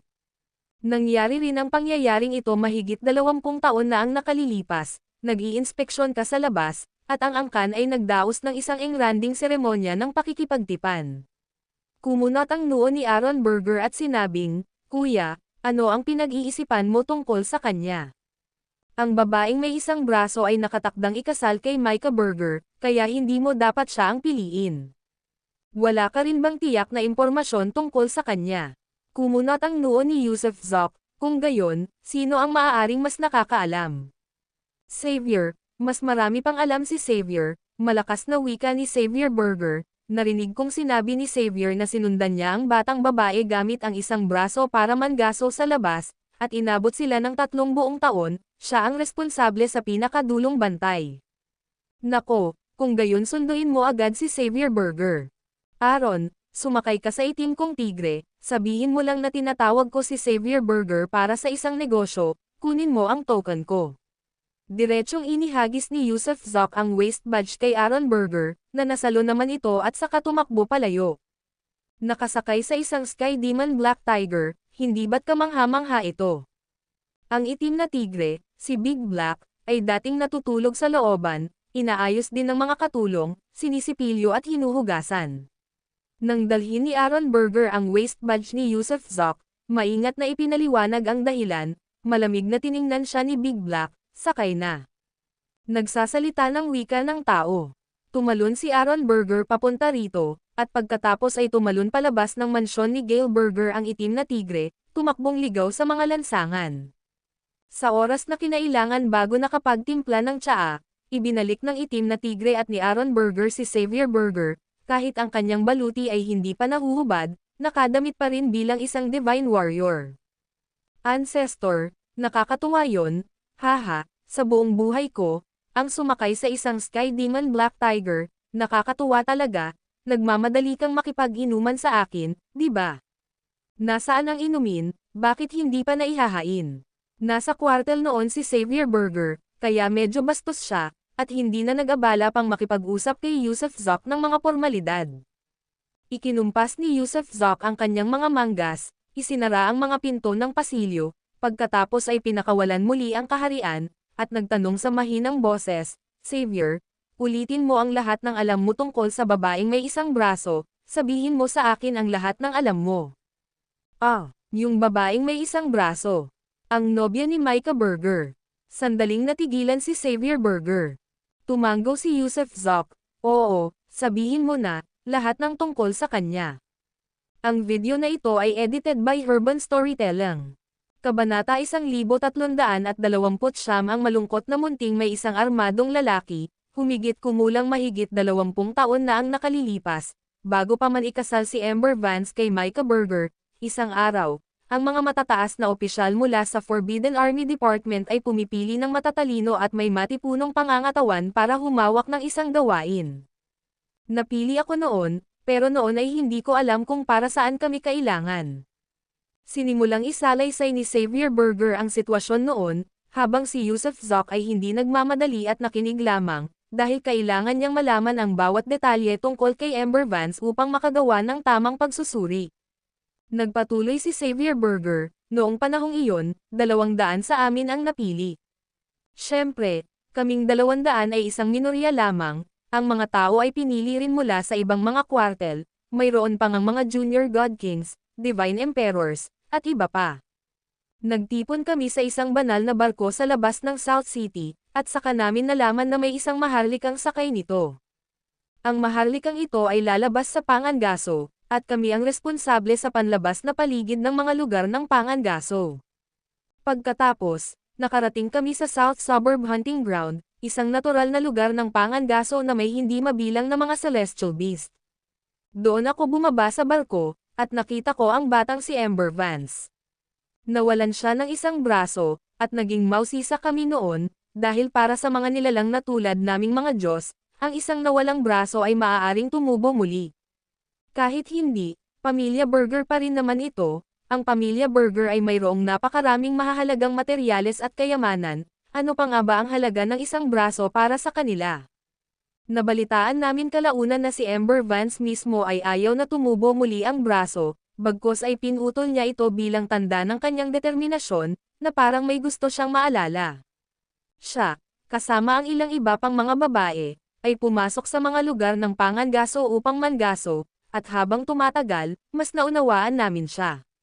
Lumabas na hindi siya isang Burger sa kapanganakan, kundi isang Vance, na sinasabing nagmula sa kaharian ng mga mortal. Ang dahilan kung bakit siya napunta sa Divine Realm at naging isang maharlika ng pamilyang Burger ay dahil sa utos ng matandang ninuno ng pamilyang Burger. Pagkatapos, ang pinuno ng Imperial Academy, si Headmaster Burger, ay pumunta sa Lower Realm para dalhin siya rito mismo. Mayroon siyang napakataas at espesyal na katayuan sa pamilyang Burger. May mga bali-balita na kahit ang pinuno ng angkan na si Jordan Burger ay walang awtoridad sa kanya, anumang gustuhin niya ay ipagkakaloob. Dahil kamag-anak siya ng matandang ninuno ng pamilyang Burger. Teka, sandali lang. Putol ni Yusuf Zoc sa sinabi ni Xavier Burger at napakunot ang noo habang sinasabi, ang matandang ninuno ng Burger Clan. Ang unang henerasyon ng Burger Clan mula sa 8 dakilang pamilya, ang isa mula sa mga kabundukan. Sino pa kaya iyon kung hindi siya? Sino pa ang mga ngahas na mag-angkin na siya ang matandang ninuno ng pamilyang Burger? Kung gayon, nasaan na ang matandang ninuno ng pamilyang Burger? Huminga ng malalim si Yusuf Zoc at nagtanong. Hindi ito masyadong malinaw. May nagsasabi na siya ay nasa altar ng Diyos, ang iba naman ay nagsasabing wala, ngunit maging ito man ay sa pamilyang Burger o sa iba pang 7 dakilang pamilya, lahat ng kanilang mga ninuno ay wala sa kanilang sariling mga pamilya. Ang ranggo nila, patuloy na pagpapatuloy ni Yusuf Zoc. Ang ilan ay nagsasabing sila ay mga half-step heavenly persons, ang iba naman ay nagsasabing nalampasan na nila ang Divine Lord Realm at naabot na ang Realm of Heaven's Respect, at ang ilan ay nagsasabing sila ang mga kumokontrol. Pero kung tungkol sa kung ano nga ba talaga ang mga iyon, hindi ko pa alam. Marahil ay alam ito ng pinuno ng angkan. Ano nga ba ang half-step heavenly person? Medyo naguluhan si Yusuf Zoc, isa na namang bagong realm ang lumitaw. Parang kalahati na ng pagiging isang controller. Ang isang controller ay tinatawag ding Unity of Heaven and Man, kaya ito ang kaharian ng mga tao sa langit. At ang Panginoon sa langit. Ang Panginoon sa langit ay isang haka-haka at bulong-bulungan na kaharian, na sinasabing lumalampas sa kaharian ng banal na Panginoon. Pero kung umiiral man ito o wala, walang nakakaalam, marahil kahit ang pinuno ng angkan. Dahil sa loob ng hindi mabilang na bilyon-bilyong taon, sa kasaysayan ng 8 dakilang pamilya, wala pang sino man ang nakatawid sa Superior Divine Master Realm. Kahit sinong prodigy ay titigil doon, hindi na makakalusot pa. Kaya hanggang ngayon, ang Superior Divine Master ang pinakamakapangyarihan, wala nang mas malakas pa roon. Nako, pag-usapan mo pa ang impormasyon tungkol kay Little One Arm. Tumanggaw si Yusuf Zoc at sinabing, sige, kung ganoon ay magpapatuloy ako, patuloy ni Xavier Berger, bagamat nasa paligid ako, nakasalamuha ko si Little One Arm kalaunan, at nalaman namin na si Little One Arm ay hindi isang tunay na Diyos. Bagamat nagsasanay siya ng mga divine skills kabilang ang Grand Circulation Cultivating God Art ng Berger Clan, wala siya sa God Realm o sa Divine King Realm. Nasa ibang cultivation realm siya, hindi ang Cinnabar Field ang nililinang niya. Ano naman kung ganoon? Mausisang tanong ni Yusuf Zoc. Hindi ko alam kung ano talaga iyon, pero napakalakas niya. Kahit isang kamay lang, kaya niyang hulihin ang isang mabangis na tigre ng Junior God King Realm gamit lang ang isang kamay na iyon. Nang hindi gumagamit ng anumang sining at paraan, o banal na kasanayan, ang mabangis na tigre ay natigilan at hindi makagalaw sa sandaling hawakan niya ang leeg nito. Napakalakas ng pagsabog nito. Magsalita ka na, huminga ng malalim si Yusuf Zoc, makatuwiran naman na may ibang ginagawa si Ember Vance dahil sa relasyon niya sa matandang ninuno ng Berger Clan. Isa pa, maganda rin siya. Kahit na minsan ay mainitin ang ulo niya, mayroon naman siyang napakabait na puso. Ang paborito niyang gawin ay ang manindigan laban sa kawalan ng katarungan, hindi hinahayaang apihin ng mga nakatataas ang mga nasasakupan o abusuhin ng mga makapangyarihan ang mahihina. Minsan, isang banal na general ang nang-aapi sa ilang karaniwang sundalo ng Outer Ring, at siya ay dumating sa lugar. Binali niya ang binti ng banal na general at itinaboy ito palayo. Pagkatapos noon, bumalik kami pero hindi ko na siya nakita ulit. Kalaunan, nabalitaan kong nakatakda na siyang ikasal kay Micah Berger. Bagamat ipinagdiwang ng bongga ang kanilang engagement, tanging ang naririnig ko lang ay tungkol dito. Nakatira ba siya sa mansyon ng pamilya Berger? Tanong muli ni Yusuf Zoc. Siguro nga, hindi ko pa talaga alam ang mga detalye. Paano ako basta-basta magtatanong tungkol sa mga ganoong bagay? Kailan kaya sila magpapakasal ni Micah Berger? Hindi ko alam, pero gaya ng alam mo rin, sa kaharian ng langit, ang isang kontrata ng kasal ay hindi tatagal ng hihigit sa 100 taon. Ang kasal na tumatagal ng 1 siglo ay nangangahulugan na dapat silang magpakasal sa loob ng 100 taon. Mahigit 2 dekada na ang nakalipas, kaya tiyak na hindi na aabutin ng maraming taon pa bago ito mangyari. Bakit, Gail? Bakit mo siya tinatanong? Para sabihin ko sa iyo, kahit may posisyon ka ngayon, mas mabuting huwag kang magkimkim ng anumang masamang balak. Si Little One Arm ay ipinanganak mula sa ginintoang sanga at mga dahon ng jade, na malamang ay ikasal mismo sa ninuno, kaya kung maglalakas loob kang gumawa ng aksyon laban sa kanya, gagawin mo ang iyong sarili na pampublikong kaaway ng pamilya Berger. Hindi mo nakakailanganin pang makipag-ayos kay Micah Berger. Kalokohan. Mura ni Yusuf Zoc, sino ba ang may pakialam kung sino man yan? Kapag may gusto ako sa isang tao, kukunin ko siya. Wow! Gail, bigla ka na lang naging matapang, haha, pero gusto ko ang diwa mo. Ayoko nang maglingkod sa barracks, ano kaya kung sumama na lang ako sa iyo mula ngayon? Natatawang sabi ni Xavier Berger. Sige, samahan mo ako at sisiguraduhin kong mamumuhay ka ng marangya. Kung gayon, malaking kasunduan iyon, walang umatras. Sawa na ako sa pagiging sundalong nagbabantay sa gate at paglunok ng pride ko. Mula ngayon, kasama mo na ako. Ano man ang sabihin mo, gagawin ko, kahit na ang ibig sabihin nito ay ang pagtalikod sa Berger Clan o pagiging isang tulisan sa kabundukan. Napakatampalasan ni Xavier Berger, napakawalang hiya. Hindi pa ako tapos magtanong, nag-isip sandali si Yusuf Zoc, kung gusto kong malaman ang detalyadong impormasyon tungkol kay Little One Arm, tulad ng kung saan siya nakatira at kung sino ang madalas niyang kasama, sino ang dapat kong puntahan. Hindi mo matatanong ng sigurado ang leader ng angkan, ni si Micah Berger, kahit ang nakatatandang Berger, kaya kailangan mong tanungin. Melanie Berger, naroon siya noong ekspedisyon ng pangangaso ni Little One Arm. Pero alam mo kung anong klaseng tao si Melanie Berger, kaya dapat mong itigil ang pag-iisip na iyan. Si Melanie Berger ay, nang akmang itatanong na sana ni Yusuf Zoc kung sino si Melanie Berger, agad na lumitaw sa kanyang isipan ang mga alaala ni Gail Berger. Sa mga alaala ni Gail Berger, si Melanie Berger ang lehitimong apo ng pamilyang Berger, kapatid ni Micah Berger. Gayunpaman, ang Melanie na iyon ay may mababang reputasyon, kilala sa pagsasagawa ng masamang paraan ng paglilinang. Madalas siyang maghanap ng mga gwapo o malalakas na lalaki para sa mga pagpapalayaw sa magdamag, at pagkatapos ng mga ganoong gabi, ang sigla ng mga lalaking iyon ay nauubos ni Melanie. Mas isip pa niya ang kanilang antas ng cultivation, at palalakasan ang sarili, habang ang ilan sa mga lalaking ito ay hindi mabubuhay ng higit sa kalahating taon, o mamamatay sa loob ng ilang araw. Kaya, sa mga alaala ni Gail Berger, si Melanie Berger ang huling babaeng dapat makasalamuhan ng isang tao. Pinakamabuting lumayo sa kanya hanggat maaari. Nako, bakit naman ang daming klaseng tao sa pamilya Berger? Malakas na mura ni Yusuf Zoc. Ang video na ito ay edited by Urban Storytelling. Kabanata 1330 Melanie Berger bilang isang tao bagamat ayaw talagang makipag-ugnayan ni Yusuf Zoc kay Melanie Berger, na siyang nagngangalang, at natatakot siya sa ganoong babae, wala siyang pagpipilian. Gusto niyang malaman agad ang kinaroroonan ni Amber Vance, kung nasaan ito, at kung ano ang kasalukuyang sitwasyon nito, bukod sa iba pang mga bagay. Bukod pa riyan, nauubusan na ng oras.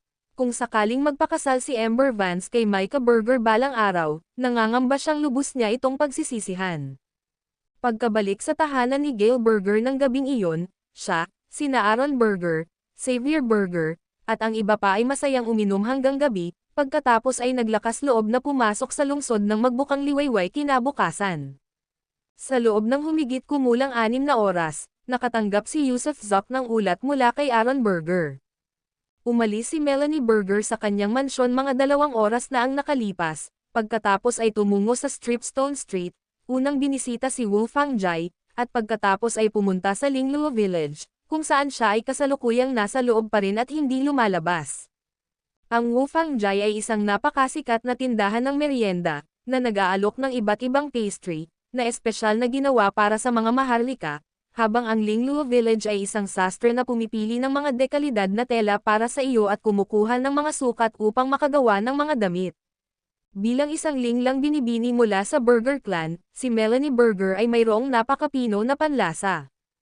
Bagamat maaaring hindi ito isang bagong kasuotan araw-araw, halos pareho lang naman ang nangyari. Matapos matanggap ang impormasyon mula kay Aaron Berger, agad na sumakay si Yusuf Zoc sa Sky Demon Black Tiger palabas ng tirahan ni Gail Berger at saka tumungo sa Stripstone Street. Hindi kalayuan ang Stripstone Street mula sa kanyang mansyon. Sa pamamagitan ng paglalakad, ito ay isang paglalakbay na mahigit 2 oras lamang. Sakay sa Sky Demon Black Tiger, 1 dosenang hininga lang ang kakailanganin para maabot ito. Di nagtagal, huminto ang napakalaking tigre sa labas ng Lingluo Village. At sa sandaling ito, ang mga tao sa Stripstone Street ay labis na natakot kaya tumakbo sila sa magkabilang panig, itinuro ang Sky Demon Black Tiger at nakisali sa mainit na talakayan. Pagkatapos ng isang gabi, alam ng lahat sa lungsod ang tungkol sa paghuli ni Gail Berger ng isang Sky Demon Black Tiger upang magsilbing kabayo niya, at sa gayon, si Gail Berger ay naging lubos na tanyag. Hindi agad bumaba si Yusuf Zoc mula sa Sky Demon Black Tiger kundi umupo rito, na wala sa malalim na pag-iisip.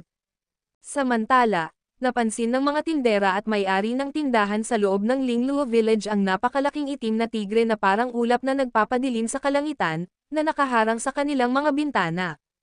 Gayunpaman, ang tindero ng nayon ng Lingluo, pati na rin ang mga tindera, ay hindi nang ahas na lumabas para itaboy ito. Una, dahil si Gail Berger ay may pambihirang katayuan, at pangalawa, dahil ito ang Sky Demon Black Tiger, sino ang maglalakas loob na lumapit? Anong nangyayari? Bakit ang daming takot? Isang mahinahong boses ang nagmula sa loob, kasunod ang isang malaakit na dalagang asawa na lumabas mula sa likuran, isinusuot ang kanyang mga butones habang naglalakad. Ang batang asawang ito na may katamtamang taas ay hindi balingkinitan kundi matambok. Hindi siya lumalaylay ang laman o mukhang sobrang taba pero parang baby fat ang katawan niya. Maganda siya, maputi ang balat, at may bango sa katawan. Sinusubukan niya ang mga damit sa loob, kaya narinig niya ang ingay sa labas. Iniulat na hindi tamaan, si Gail Berger iyon na nakasakay sa isang itim na tigre at huminto sa harap ng Lingluo Village, nakaharang sa Stripstone Street. Ang yabang niya talaga ngayon, pakiramdam din ng mga tao ay lumulutang siya sa Cloud9, medyo namamaga ang ulo. Ulat ng isang katulong na may malamig na single.